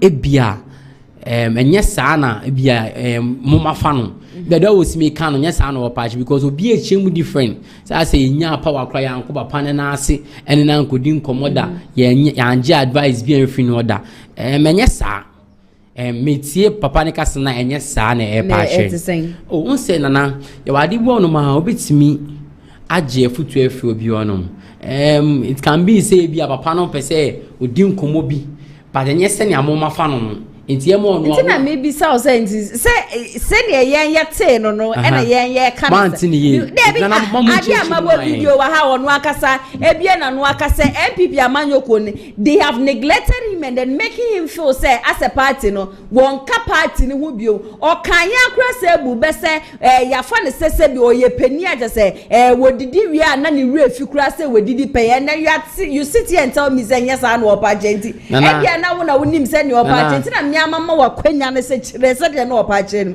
nti engan jam say we should wait for him to explain. He has said whatever he wants to say already. Na on se me bana me tikem na me hwam online na man bitia na me face na mo friend na odi nko bi se onya MPP ni ana no church ensansem ni bi na nsem mi say baya na munja ma ye no kuma no na ya ye na mama wa kwenya ne se chire mu me time nti chire mu ti sa sama nana kufuor king asembu on ma ya obium ba me be se me mama ti ase mo amosi munye nku ba na mo ntabi na I am a journalist and you cannot tell me what to say. No, I'm not talking about you. I'm talking about the man. Okay. Osi onye MPP ni. Inside the onye MPP ni before asma bana chukuru. Are you not Ghanaian? No. When it comes to Ghana, okay. And let me know about the train come on. When you NDC ni. Me MPP. We MPP. Are you going to tell me say if there is something going on in this country, na NDC amina was wunke biana. Sa asema kufuor kana ye eku na sem. Na we different between nipa no eye ekuo nipa ati ase ani enum ko no bi no ye members ni bo na we are not close to them so I saw the media so nti e ba no che se obi anfo na no matumi man e ka so nya MPP ni onya MPP na when it comes to NDC and MPP o minor assembly obi atim na no tum because your mind nya e dia but ekuo ni the MPP foku kwaku dankwa never ko say na won ti ase kwa beti ase ansana medical can one say you see the problem with the MPP one say Kufona kana they will take it go back and do their homework and then now omoni no akot nasi no oma church and say no you see the angle they are coming from but well see my fire number 2 intermediate me journalist because me self there also me the negative side so I don't have the right to talk about it okay ade to media space say obi an no they say we don't have the right to talk about it okay now, well what can we say inside that well what can we say so say MP we should really talk about it fine after all they are a micro minority. You know, Masem crowd they say Muka cry Ghana for cry say Muka and Kobe Bia. So what can we say? But all the same, but Kufuor is somebody that we all respect. You know, me as an advice to a young politician like you are, Kufuor can be saying, when you get the opportunity to speak to people, you tell them that, and you let everybody know, say, Kufuor is somebody that we are from, but at least Kufuor is somebody that we can't neglect. And I will cast one from you. But a topic for discussion. Remember, no, it is what it is. You're right. First topic in the moon. Yankwa Ablekuma North, rerun of election, violence, and they say your former vice president Ebeka say at least your man Penny's Excellency John Dramani Mahama. Violence, I just say, Koso Ablekuma North, no, on fun and noon to na some joy to be Baba and Ebeka say he should shut up. In fact, that phrase alone, no, I understand where some George is coming from, but it doesn't justify say obebi na no akasa 17 yen checking on that and then it's related stories, you know. If you ask no what join here in commercial na ekoso no won so betimi edwa genche afa comment section I say e dia mam Gilbert mamisha say mfemfi ho na me da say mesha say no medical chair lawyer Clement Opoku Jenfi Kwame Poku CID the incoming national youth organizer and I go sha ni ba bi obia na masacha ya original commander Commander Ralph Nyagopon Sha the incoming Asante regional organizer Nyagopon Sha but mo make sure mo dem does me commander so ha commander Pabna and so e wo Nyagopon Sha na koso a you say when it comes to asama Sam George can about say Yura Dr. Mahmoud Bawumia and can to on shut up say Sam George ne kasa de you need to send the kasa and sometimes na me busane say ntetiye no because to a grown man like you, me kwame asama kwa na won fie chem me nkasasa. Say we me opponent, there is no way I will say something against Dr. Mahmoud Bawumia and even John Dramani Mahama. I won't do that. So to the extent so be na no kasa anyhow. Na so say elder ewo Archbishop Ajinasari sorry. Nti ana ye me won kakra papa hwehwe mu yi ansa na won ne elder sem no hwe sem o ka found nti se ebi asipenyan na omo ka se o ebi si wo Ayowaso West election no ma police for bi born no ne ade e wo duru anya obi ade anya NPP for there ye cassette yaye and sa ne omo etokoso a democracy kegma mi kemia mu ne de ye se no nti se ne edru NPP force ne abo a kumsin ono abo a kumsin na ye deputy national organizer and so mo do mo sa akeka no na ye cassette na Dr. Mahmoud Bawumia ka se enye emboa ye kemma yenka bina enti we nipa bi a opese o cheme se odwe oman ne ho enti ebi asipenti ye mane nton koso a ne enka se akwatie ye baba be ko nso ye be koso akwa esa ade no na kemma mi nkebe mamu ne ye se no mamu ye ma politics ni di etrim bebre ana to me endi etrim bebre 8 years craba na 4 years ma NDC for mfa ne se omanya power omatwa 6 months emre ne kwa na ekon ebre ne beso sisi a mo mfa to me show mo nsem kokoti ochena watiwe ochena yiwe afiwo ochena buwe ya yesi 8 years craba na 4 years enti we ka sansem na Sam George kasasa me fa ba bi no nyansanim eno yo panyima ne kasasa eye kemma mi kemi amamu no ana mpeso mo se no ende bia me ba bia na anta me catch say ndis amanyo ko ni pese kemma mi kemi amamu no mpeso mo se no because ne omo mu ye nyina che so mpeso mo se no no mo de Ghana kwa ohihiem omo de ntokwa ebe oman ne so chief justice ye ko ye saki we ye abu we ye chi adenta kumi ye tata untumi a omo nyina so ye Ghana fo hwe kwa mo fa so mo treat Ghanaians enti ujidi sentu Robert na akonya ne so a kopim se su beba na emre ne besesa 2 mini besesa endi mu nsema forever enti no omo hwe omo nyoma biye na omo tutu omo nyoma biye na asema me ka kire omo no. Okay, kweku dan committee also submission on that. Sam George, his honorable Sam George, or you can see say he's talking out of pain. Yeah. But the word "shut up" no using it there. I wouldn't use it especially for a former vice president. When he did Brenner with I wouldn't use it. So the phrase no, but maybe our Kasafi he's talking out of pain because already see 2019 ye bono ono kra de na enye internal security and I say tags na SWAT for ankasa and a bono. The SWAT person came out of the car, gave him a slap, Nabaku Emani blow. The video is there. You can see he's talking out of pain. And the reason why he's directing it at Baumia is because we called out for it. The NDC, when Baumia said he has what committee Sam George and Obeka said team I'm on a report. Till date, the report, nothing was done about it, or the report wasn't even published. No recommendations, no nothing.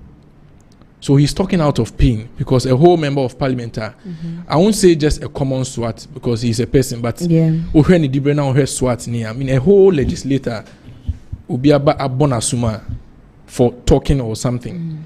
But all the same, electoral violence, it is not good, irrespective of where it's coming from. I'm sure in the next topics, other matters, but electoral violence, but Sam George, he's talking out of pain. But the word shut up, I wouldn't. Sam George, banner, rhetorics near there. You know him already. And that's he's so plain and he's always Obekan is saying city on Katakata. He says it.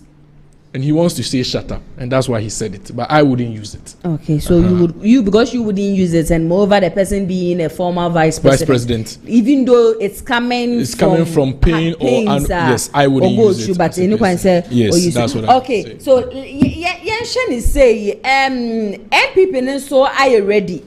Said they are going to retaliate on what happened at Ablekuma North. And from sources, yes, say Ablekuma North in 19 constituencies. How much more they want to retaliate. That's what they are saying. Mean Oshe de Esiena. Oshena uhu de Esiena. Me, I want to say, if you want to use how Kumasi as an example. As a whole former member of parliament, and a minister, even a minister of fisheries, what are you doing near a polling station? Otowaberia, you have no business doing there. And you know, sir, elections is something that is so delicate. People take it very, very, very personal, especially party people. They say me a registered member of NDC. Meaning you already. Elections is so very important to us. We will not, and then youth, small boys now, they are very rowdy now.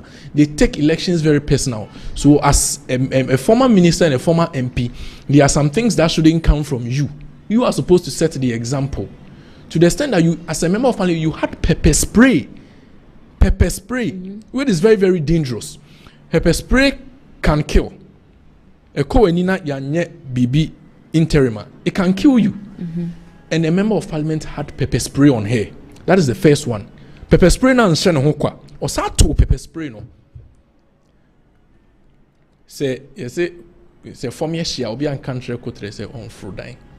Obi ato pepper spray and you expect the boy said they should stand there. Me, I'm not saying electoral violence is good, but looking at the situation, it is heated both sides. One side here votes need be from some of the polling stations. Aka hon ediako 2. In one side to be so maintaining lead no say be ya ono so betumi akra seat no, so it is heated. So there are some things that shouldn't come from a member of parliament, especially having served as a minister, and you are also a woman, you are a mother, and you pepper spray on boys that can be your sons. You don't expect them to be back. And our first retaliation or see two on the honor, you can see they were angry, they were aggravated. So me, I'm not saying say electoral violence is good, but the boys or the thugs retaliated from what she did. But according to the woman didn't really do anything. But from your sources, I think she was asked to leave the premises. She came to the polling station and was trying to, convince. Yeah. And then the polling officers and other security told her to leave. And then she didn't want to leave. She still wanted to. And they were like, leave. And one said, oh, Ben Juana. Or Ben who and this if you say they said don't come, so don't tine prepping moana uji pepper spray no. From our sources that was what we had. But a lot of people were also saying how Kumse no, she was on the wanted list of NDC. because of what happened or two last year. No? Last year, and that is not the only. And the constituency has been a constituency because of Techiman South, some constituencies be Ayana or Modiane Swinty. Ewutu Senya is also a constituency that almost every 4 years there is some form of violence. Last year somebody died. Bobby too many and it was how. But in our case, no, so we are ready. We still want to know what has been done about it. I want to still know what has been done about it. But she herself is always involved in one way of violence or the other. In the first place, dress Semeko police station. I dream what would make you pick pepper spray? Say one to take it along. Onim the okoye. Okay. Say mekoye say mekoye say. And now me say the NDC boys will retaliate. Okay. I'm retaliate. I have to protect myself. But okona yese kwa. Just leave. Okay. Okay, Gilbert, what's your take on that? And I answer and send me say about be a casabibre and a conton pony your baby because Nana on your video ni be a share or share na your mammy how comes in age now and no more sorry anymore close to where the voting is ongoing. I don't know be casa, I know me and Afonso. I know move frabonting a far police winning from the entrance, no more realm, no more corner so straight. So Nana, I ain't find a trace we pepper spray. I ain't find a tray. Okay, that is what I'm saying. From the reports, a buy, it was a yes. And I ain't you know, a bus say now, or mobile can't some there 20 panels, some or most of the charm. Video no ho, mammy name pepper spray, or Jano me and Afonso. I know move frabonting by sending a name say, or more than at all, or molested so. Said this woman, you'll beat him, you'll beat her, or more than at soon. And see a year or time crew have been on the mamma atum. Okay. And yes, sir, we pepper spray and as well. She video name in your biashe. But on beso mekan sama the hiding. Eddie. I can't know I'm an once my ide. And you know, sometimes they be a me can say because we share Anita the Susu or more former vice chairperson. On the card, I can say NPP for you to travel for a chain. NDC for you to travel for chain NPP, which is NDC for you to travel for chain NPP. Well, but no by election be a course or the cap of fair nipemu and maybe we just imagine. NDC among your corner your mother and say, Omo dear baby, assume the honor, Omompe, Omoba so on Baba Bikum, Omerumu no must say. That's what they are there for. I think it's no be Johnny baby, Mammy Penny Johnny baby, now free baby, about to shen so. When you pepper spray bia, video ni honum. Time when you pepper spray, time when you pushing it into for you pepper spray be. There's nothing like that. But according to this lady, I think she also contested Adenta according to her, she said some mamini use pepper spray. The video is okay, there. so if that as at the time she was being attacked, yes. She used the pepper okay, spray. so the woman was just standing there using her phone, talking to someone, and you just came to push him, to rush him. So what do you want her to do? Oh, but if it was you, no. So if me, I didn't see the pepper spray, but if the woman used the pepper spray, just check the video from the first angle. She was just standing there talking to someone. Video not original. All right. And leave. And from me personally, I've seen about 4 different scenes or angles. It's Ebiana, the no, and moreover, the people that were captured. I am not sure different people. Video no, I'm into videography and photography. Video no, beginning no, 2 angles now about one scene, 3 angles no. Now, okay, you see anymore. I say production.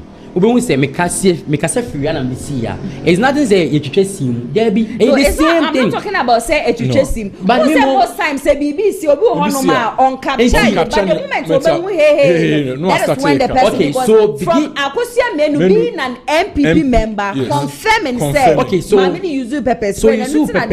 I'm saying it's a first video before so me rushing to other side in the first video. Ever send a first video. Camera 1. Obey super pepper spray in the crown and that's what better form no. That one you were just standing there.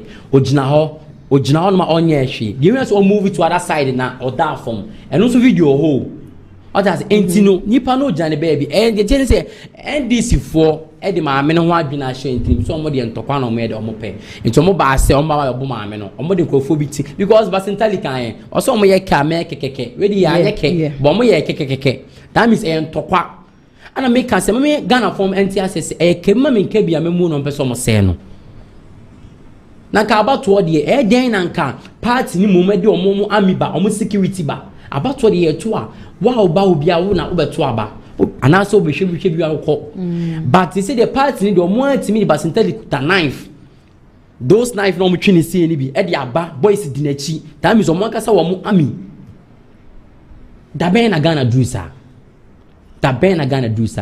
police ami ana boy yabato on mine na e den ni to the sense party NDC for the boys ba akesefo abodefo ye ba be boban mo na mo boban any army for any police for wa national security ni wonom enti omo de omo ba se eye basabasa na omo de baaye but omo fan show omo team say to me eni nkaso emre na e den ye be so 2020 just at the corner 8 years crab na 4 years enti ade omo ye metium account tokwa ni nyina omo njai na emfa oman no enye den emfa entuma penfra na me se oman no tokwa be se oman no mani friend DC for because omo am ate azie se omo de ye tutu asem no tokwa de omo ya de okay kana me dasi ebao all right o he video na o se ono ogina ho yes no ogina ho but bibia no ogina ne nye ena no onyina ho keke na o yesom ena it's not NDC for ne people EC officers si bibia ogina no de bibia wo ne na nema na wo ye no nka wo twe ho ma ya nka ye and she didn't want to leave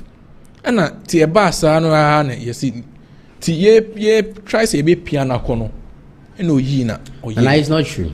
The video is okay, there. So this is the report. Or say, they literally charged at her. She mentioned seeing something that looked like the weapon, to which she immediately reached out for her pepper spray. She said if it wasn't for her pepper spray to slow their charge on her, she sure would have been worse than anticipated. Mind you, she didn't go to cause any confusion. That was main summer. So for the according to her, no, was it. When she was asked to leave there, I think ye can baako wanko and ye san kan mienu from menu ni submission and me reading ye san kan mienu and also wanko the third time no know who is the police officers no if you on and then she was told say obetumi ne only one security personnel and na era sorry honom no so when she realized that police for ne free honom no and we point then no tell so obi ka say na how akum say no or we hen fa no so ohun say amanfo eba nti aka so mpin so dem ra show onsem na ko titi obi maame this is after voting what are you still doing at the police station? I'm going to say something no me obi fum kuma obi fum da police for me be kasa de no police for na say onko police for na say onko na wan political violence is a no that one there but as a minister and former minister and former MP you know what is right. You've but contested it various. She brought it out of self-defense. Yes, NOUCN and so yes. But at the end of the day, let's check our second topic for discussion. The blood will be on their hands. Patrick Ewuku blames EC for Ablekuma North chaos. Mamesha say if you could down. Ablekuma North chaos. We've been speaking out here. Say I can't watch them. The blood will be on their hands. We just thank God say Ubia answering nkwa. That is the fair. And then the ECs did their best. Theirs is to conduct the elections. Security is in charge of the police. So and Muntaka says we are waiting for a report and we are waiting say yebehu bibi. But like I said, ECs needed. I don't see why the EC should be blamed. Oh no kasa because so who say earlier election that was 2024 election no NPP ni ekwe free and winnie ono na kasa ekwe free ni winnie but say yatwa metuma say metuma ma era na obina no matter how many times you beto I'll vote for her. Okay. Metuma ekwe we say free no matter how many times you by election but checking the vote difference from 2024. That was from most of the police stations. It was almost 414 difference. Not this way our rerun the vote is less than 300. The difference is less than even 200. So the goodwill has helped us. The goodwill of the NDC now Yasha say from January till now. We say Mahama Yadi and it looks promising. Okay. Yadi. And then besides, Omar help send Mahama Nasha say, why don't we allow his MP to go to Parliament and get 2/3? Now intimi and continue good works now, you know. Does Mahama want to come the third time? No, we Mahama doesn't want to come any third time. Okay. That is out of democracy. Okay. Democracy is 2 things. MPP for now, person yes we are so no can say tia fan who dey so kebi mami kebi. Democracy is democracy. Obianka third term who accept. Democracy is democracy. Having 2/3 you bet you may decide this having 2/3 is parliament but enya na you create 2/3 in my home. We created the 2/3 at the polling station. 2/3 the NDC had was created by Ghanaians themselves. In the history we see that omo kwabre south kotoye offense one kotoye omo to enom say NDC we give you 2/3 because MPP MPs na nyaade e bitimi ko share abrochi more than 1 year to 2 years e wo dome kwabenya. So we don't like her again. Let's bring Faustina. They brought Faustina. Almost say Mali di anyade. We want John Dumelo. He is better. They brought Ghana for now. They 2/3 in share in same. And now we are. And we be here 4 years. Okay. Gilbert Mintie was also submission. Now, Mecca say you be blame me. Yes, yeah. Patrick deserve say or blaming because then I see. Yera. I say don't get here. I say them anyway. Use a long spoon to them. I feel the wide assistant. I'll be so you be the impressing and this among you. Yen care being shame yet to war. Why wouldn't you say I didn't say it here? And Shankoma NDC form. I mean, can't share easy say so. Of course, about form NDC form a pamon. It's money tries to yard yet. There so money. It's a nuntia. And when some years I re-election way and carry then carry election. I didn't get clear. Mo pinch cheese da mo. Mo timi fan kwa ma say marine na mo wini. Mo go ta pinch cheese simple. Na then na mo timi ka marine. Na je say o ma ban na abenti wo stro so be kofi nti. Do mo e kana wuti. Hwe kwan ye fa so election ba so. Election announce here within some days, right? And do 1 week impo. And e call ground say ko twaba. One fa mejes bi angu akwan mu. One prepare Doti ansi ekọ re-election. Ana okosisi way o ballot box no papers. Say meto aba. Oh, how many MPP ni NDC nyina ahia yi? Yo mu hia kasa ba me sure say kwanya so meje so di gu akwan mu o. Polling station ho e di nyoma bi gugu akwan se na be ya ntokra bia ensi en nyoma bia ensi it wasn't there. The security they had a lot of security men in every police station. On say when it comes to certain things like this, security will be there. But as it was zooming more, security I'm going to be a girl no kutetu. No be a queen no kutetu. Me we say into shots na police ni be action. Me one thing is even me who some of the polling stations said na a police for the doors were on. One thing I said is these are just 19 police stations. So why one police station police for about 2030 NDC NDC brought them to intimidate people there. How can the party brought the security? Share, Mamika some trouble. Okay. Now when it comes to election now polling station be on my to say that's where is your strong vote. So that situates me really here. Now you can say about 2 hours for now. Yeah, now come over. What the police about be go na masha da air course nana about to him Ghanaian him say about to him and he say you to about no be course sisi na e wo polling station to be to win election from there now where the maintain once e sha say bus our polling station will you come out to come and vote obe bust na about to about say obe to about mo bi me I am just here to cast my vote and then go home. Okay. So why not? Banana you won't come out. Okay, so you who say a police for na one doors no and I boy nipa bebe na hu e ka hu na hwedira NDC fo no kwati mi address ba ye so mo de mema ba yisi anka ho asem. They didn't say anything about it before election. They crab as in Taliban can't ye. You said man and release communicate be say yam peso be a bed dress as a military yana say ye be aba. We know say it's against the law, but at least you see who communicated to us. Then we know say you are doing your best. What can one want to make us some that means show be him say bye one for foot to be a more release communicate be and I will giant and I'm doing mema buy a be intimidating nipa. Never been a mema way.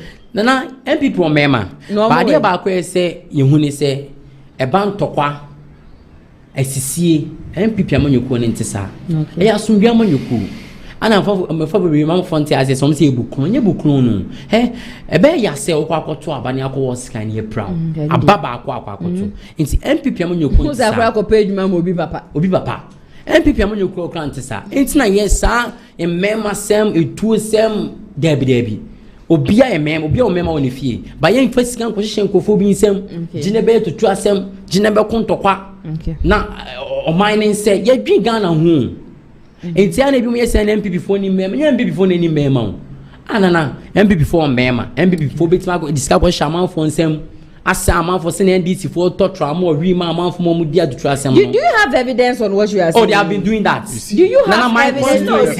I can which constituency? I can tell you which constituency. Kwadaso. Day of election, I saw boys taking. I saw one of the NDC members giving them re toffee. To just come on down. Disclaimer: I do not have any evidence on what he is saying. If they was say, well, no, let me issue this disclaimer and say, okay. I personally, as I am sitting here, I do not have any evidence on what he is saying. Also, on the constituency, who into the when you I have issued my disclaimer. So you can. In my constituency, that's what happened there, and.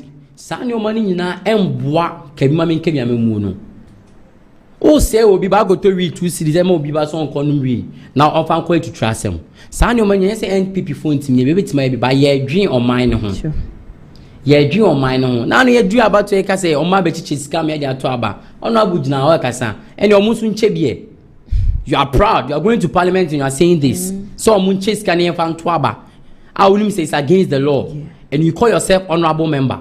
Aba be parliament nana enyo mebu onu me na me enfa amanyo sem ton sem ye fa common sense ya kono na niema kakra bia na asesisi ana ya temo but I am very sure say it will pick up. Na Ghana for ni problem na so ana because kasaman kasa. Oh, I thought you were done. No, okay.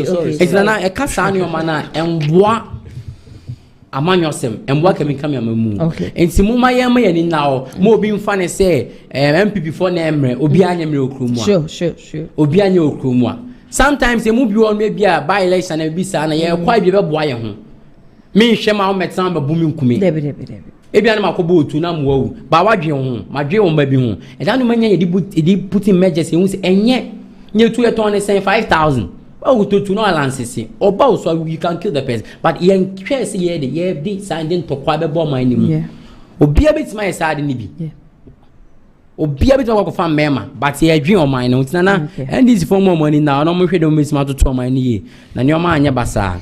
Okay, I'm giving you just 1 minute. Yeah, just 1 minute. I can say for a record, and I believe and I know that nothing of that sort has happened in Kwadaso constituency. I don't believe, and I'm sure that it is not true. It's better and right now that there is no, and right now that you don't have any evidence, I can beat my chest and say you are lying. On a national TV station, I can beat my chest and say you are lying because you don't have any evidence. Because we will not share weed to any boy. Because even right now the youth employment agencies right now champion anti-drug abuse. So there is no instance that will give we to somebody to go and vote. Nipano sebe. If something is wrong with him, obe jiska instead of we. So what are you saying? Plus talking about the greater Accra regional minister Eka say Chiska Chibi. She said they told her you people are sharing money to go and vote. That one, what are you saying? I know say almost say ye Chiska and you almost unchebi and you almost unko chebi one ka say ye Chiska or say almost say if they are saying we have shared money, they should go and share. And I'm quoting the regional minister, the Greater Accra regional minister, Honorable Linda. She said, if they are saying that we've shared money, then they also go and share. Share record now, or more out of the election and there were no members who were going to vote. There were MPP people who were trying to do things one way or the other at the polling station. Honorable Brian Agyapong, Ken Agyapong, because as soon as they went to observe, they left the polling station. How Kumasi didn't leave. Their national, I think, deputy youth organizer also didn't leave. They were trying to mess around over there, trying to say one or two things. Obi the Nensaka, Honorable Brian Agyapong, no. Baumia, no. Ken Agyapong, no. Obi and Fan once and Uncle Obia. But if you study the trend of the three people that there are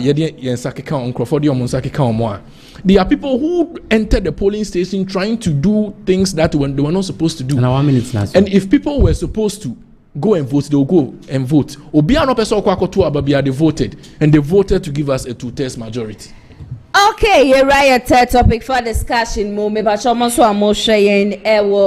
of Ken TV, Kumasi Online TV, and also Thick TV. Once over to video share alpha comment section. I say Eddie Amayen. Ablekuma not rerun all infractions will be treated as criminal offences. Muntaka Gilbert, let me listen to your take on that.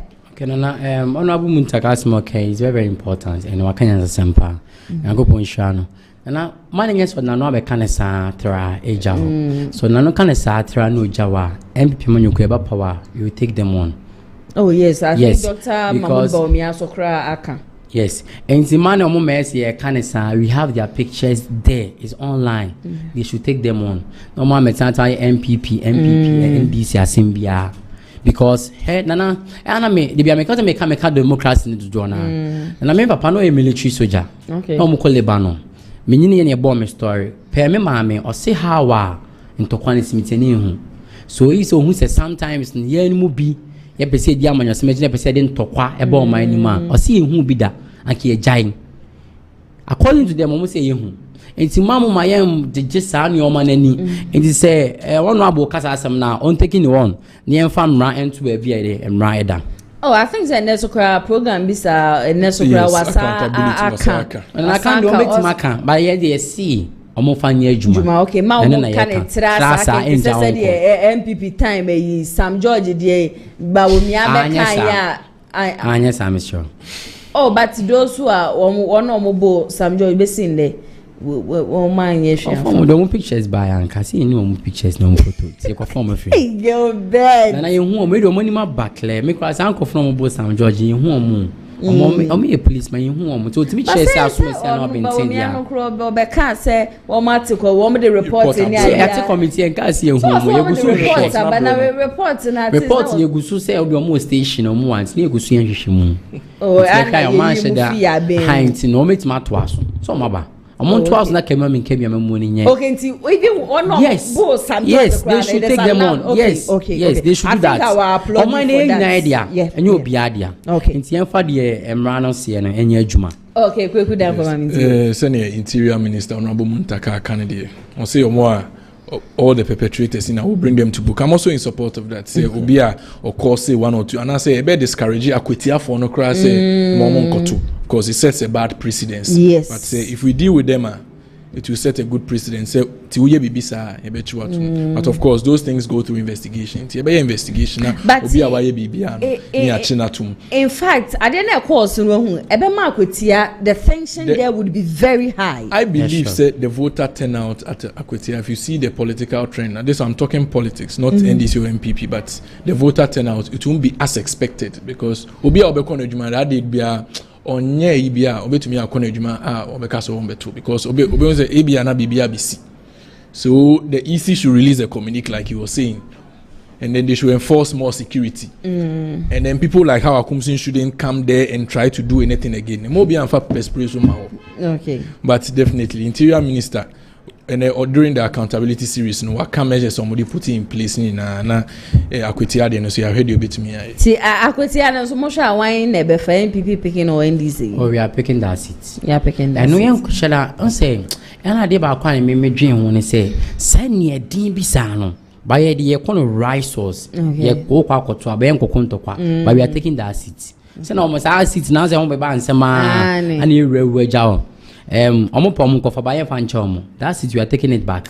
Into the assassin in the air, fine jam. Even that's it. I was so shocked. Mete say, you say, even after the time I NS committee, people were telling him, say, yeah, the by-election, but you were couldn't if say.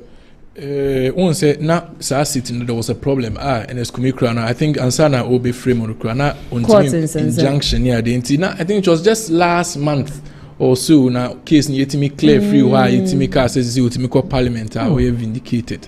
And need 1 month or so. And then I think June, I shall say, what said Nina. Yes, and or the Ephraim, unfortunately, RIP. But the vote, you may have votes margin now, and so from a political perspective, as an NDC person, so may have voter na gap na so. Kakakre bi ma yetimiji. Until we go to the by-election again. But also quite NDC in by-election, the amount time for who we na mumanya seat to tell into muja politics and kase ye jabi BMO. We are looking for the development of Akwetia, and we believe that NPP hasn't done well in Akwetia. So we want a different person, which is our person, to do well in Akwetia and give us more than 2/3 majority. 2/3 in the Yenya, but of course, Yenya ba we are saying nam do don say nkwan. Let you say Pokra no insio Togum. Ti 184 no. Yenya ba ko kawa. It doesn't change anything. But the by-election, I don't know your neck name country, your national executive's name for Bibiama out. But say your chairman kase we will go for it. We will go for it. Okay, say yentina baka. Just like people did at Ejeso. Ejeso say must stay back. Yes, stay back. They didn't stay back. Oh, Nana. Ejeso John Kuma. Omu pull up. Omu sana nka konya no. Nana. Omu stay back in how? Say saying. Oh, Ejeso they didn't contest. Ejeso by election. It was NPP Ediomi mom. He was an NPP member. And our cause independent. Just so NDC contested. He even contested as an independent candidate. Into where should they jamu we are waiting for chairman Nesi Dunketi. I want to be the final see. I want to cast a contest and I say you're free and Crawford. And I just say Crawford. Oh, and Yank. Yeah, there be me a friend Crawford say, Mamma Equity and yes, mobile election. Send them to Monsan Kotumai. Okay, yeah, right. Final topic for discussion. Masha said you're free. Concerned miners accuses NDC executives, security officials of supporting illegal anti-Galamsey task force. Me read that article and say almost say Galamsey anti-Galamsey task force near illegal. The small scale miners need your more year. I feel say anything that you say, you back it with evidence. My boy, a national vice chairman, Abanga Yakubu, and I think Joseph, and then and the national organizer to Joseph Yamin. Anything that you say in Ghana here, so you have to provide evidence. Say wakasa for the past 150 minutes to 1 hour, on provide the evidence. Provide evidence. Because it's not part of our Then don't say it. Only evidence I don't talk. No, you say it and you come back later to come and prove it. Later, baby. Why do you see if you will come? You will come and prove it. We will come. Yes. You meet again. We will definitely meet again. Yes. But next time we'll buy for fact, bruh. And I'm saying it wasn't part of the topic. So you can't come. You can't come with something different. Yes, you can't come with something. When you are coming to do a show like this, it's based on the topic, so you come with your evidence. So without that, it's not part of the so you can't bring it. They didn't know it was even coming up. I should have come with the video. But when you come and sit with Kweku Dankwa, if you don't have facts, don't come in. No, we are not talking about it. You just say this thing. You just say it and go and cut it and be like, I explode one. Oh no, I'm not doing what you are saying is not what we are talking about. You are saying listen. You are saying I should come with evidence, and I'm telling you, I just later. It wasn't part of the What of the people who are watching? What if the person is able to watch next time? No, that is why I'm telling you that I will come there here again with the evidence. No. Next time when you talk, anything you say it with evidence. No. Okay, let me just go straight. Let me just go straight to the point. I can't be 6 minutes. Anti-Galamsey task force. No, whatever they are saying, I'm going to provide the evidence. No NDC executive, national executive, is involved in anything Galamsey. If we were involved in Galamsey, we wouldn't have set anti-Galamsey task force. Okay. What we are doing is to help the gold board. The anti-Galamsey task force is to help the gold board, and no national executive is involved in anything whatsoever. Okay, Gilbert, Maminti. Okay, Nana, me da say, say MP petition there. Na ye kasa omo ye Galamsey, and omo ye bibi concerning mining, illegal mining, and na eno there the evidence ba. E do omo so there. Omo Galamsey for na omo site one na e di omo nkomo na no dey yem fa evidence in bra evidence ni wono. Okay, ati se munim kontompo twa dey e da masepa se munim kontompo twa. Hwe nana wonim se site bi e wo even o command council a chairman chairman buga Juba obuga Patriotic Party, you know what I'm talking about. That chairman have been doing Galamsey at off to Sunai Road. And the video is there.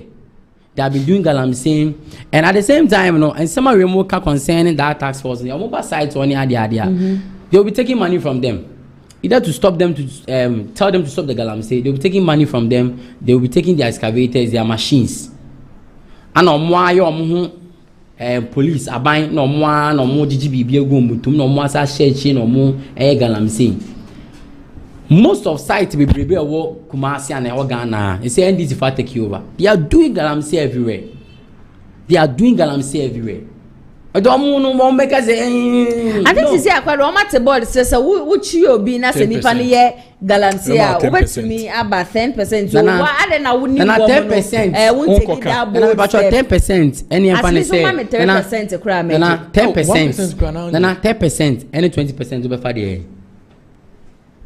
Mefa 10% to 20% over 20. Say what who be a Galamsey me remember 20. Was em kwaka akwa 10. Nana adiebu ono ma omo ye crocodile John. Ana omo person omo. Maybe 20 ni me na makwaka na maje 10 ho no na ye 30. Comes certain thing like this, so you are playing your life into risk. So you can't do that. You can't take 10 and do it. Nana, they are doing all these things. Omo chama O2 or Jessica, Omo site and if say you omo free or no, they are telling the omo do 1%. They are doing a lot of things there. So enya dey say you obi enim say but the way I will make it will board this 10% money you. Me ya say me refi chama idi o man council road one e kwan pe no to Galamsey. Say we dey say we betimi na say we dey 10% we sabe to me aka. Oyen Disney. And if you can 10%. But at least okay. Unim do you say video. I am a chairman e wo honom. I don't know anything of that sort. You won't say I am not saying mention the person. I'm asking you say chairman e wo hen for constituency. Who is the chairman over there? I don't really know the chairman over there. Now when him do a video, that guy why Rasta no. He's now following Mwakwahine nowadays fan. Me that guy. That guy no. Yeah, I think that video. I recently or Kocha Mwakwahine sa bridge na. Yes, that guy. I forgot. He has the name like that. Oh no, and this uncle, one of the better public, and yampo. More and this need a becan and they are doing all these things. Abraham, Mama bow over and I take it 69. I'll say, you call. I'm gonna take you over. I'm saying 10%. Then I say, can I get 10%? And I say, yeah, the money 10% muhiam. By a face mubejai, Yankasi me waka, ye face mubejai, and we are seeing it. Galamsey mo your Ghana in your home, and I'm a child, my woman as one to say, Onja Galamsey, and I'm wow, minor. Now you to me a day, and fire to my organizer, chairman. Oh, yeah, chairman. Omo say idea no. Okay, how dey no. On America, yeah. Okay. On the O2 pa, me penny dia ma say me na afi. Na we dey me the manu si ana me chairman am commander na commander Raf. Ye nyango position the incoming Asante regional organizer any lawyer Kingsley Bonsu, the Asante regional assistant secretary and the incoming. Oh no. Ti ahwe ne nto abomo mu nyina na kwampoku CID nso so. yento abomon as a national youth organizer on the youth president to be any mokra unim and this for ni na akra no tete o mo kakra so mo njambra MPP wa ya we unim ne pa intino nyagobon hwa ne juma pa oboboa MPP amanyoku no. Okay, I think so also contesting to so betimi do. Yeah, sure. Tescon, I'm contesting for Tescon presidential seat at Amstead campus and I only be bread you go come buy a pese ye den ye be ye wo Tescon food bank. The Tescon food bank beba, the Tescon communication class and so beba, and I started Tescon data system so beba, and I started the Tescon implement of some flyers and chairs around campus. So back campus they say to me who Tescon BB or now if I go painty a notice board and no come which is it's your 2019 painty beam Saturday me boys I go painting come I say bounce so chairs no lovers bench no you be MPP DS so people might know say NDC still na ijina na so the MPP NPP general so MPP ijina na so the okay that's it. Okay, good also found here so me chair team members na I'll use this opportunity to also advertise myself and then also solicit for support. I'm Kweku Dankwa. I'm running for communications officer. So to all my team members, Mohamed Nims, the way I've worked hard and I've always been on point with this communication for some time now. So I feel that I want to be given the mandate as communications officer. So I can do more, raise more communicators and promote the good name of the NDC. So come 4th August. All 10 members, all 10 KNUST members, please go and support me. Now, you push the NDC agenda very, very far. Okay, I think both of them, they've worked very hard and trust me, they really deserve it. Kweku Dankwa really deserves say Obeba be your communication officer. They are maintain KNUST because back to back, Obaha now or Kasa, just say Adiebu Honomo, no a kappa or the NDC anya, so na bede now a campaign more day near the NDC. So for this position, he deserves the same as Samuel Gilbert or also Sawa Bwejuma Papa. Osha said the end of Betina Secret Busia, Nenia Bidia just say we defend the MPP from 3 o'clock to 4 o'clock. Busia, Yemra Swayeba, so him contesting as president for Amstead Tescon. He deserves it no more amobekwa akoto abani nyina na mesrem ye papa say obema kokromoti no akasa ede ama Asamoah Gilbert madam nyina so asese nenso yeto nsa efrem neja mobeka mo ho ade ekoso ewo mangana no ya twehwe ho enkomo mo so amohwe yen live from Kumasi online TV, Friends of Ken TV and also Thick TV. Ye beda mo nyina asiye papa and then so ye repulse ni bi eto honom.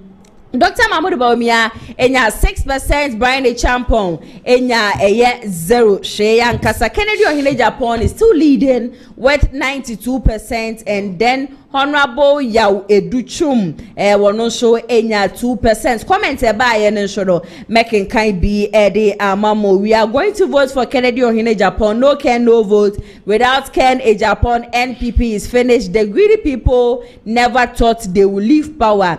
As for NPP, without Kennedy, NPP will lose Poto. Wa Shewe as a chairman, Chiakai. Hey, Kennedy Agyapong still leading. Saso and our Friends of Ken TV so Bushiano show commenter egu honomono enye asem ketwa kra do kunya yese yentina so nche nyame yadom echina eyade a yebesa no so man say oye Bawumia na Ken and say mu die oze Bawumia na Ken nana aseme medika kada. Yeah, Bawumia can only a strong candidate too. Okay. I had about 2028 we are winning power. Either Bawumia or Ken we are winning. Okay. They are strong. So I would say that I was so whether Bawumia or Ken they are going to win power. And tomorrow I'm joining you now. You better win in us. Maminda production team in us. Hana ATP and the newspaper review no but some sasso and a camera any MCR and so Benedict executive producer Mr. Daniel Yebo. I'm so I'm in gym any jumedi best some mumidi any nanaya so and then special guest I'm tosa a friend no nana muja nyami adumechina yebesanso edieshia exactly 2 p.m. Stay safe.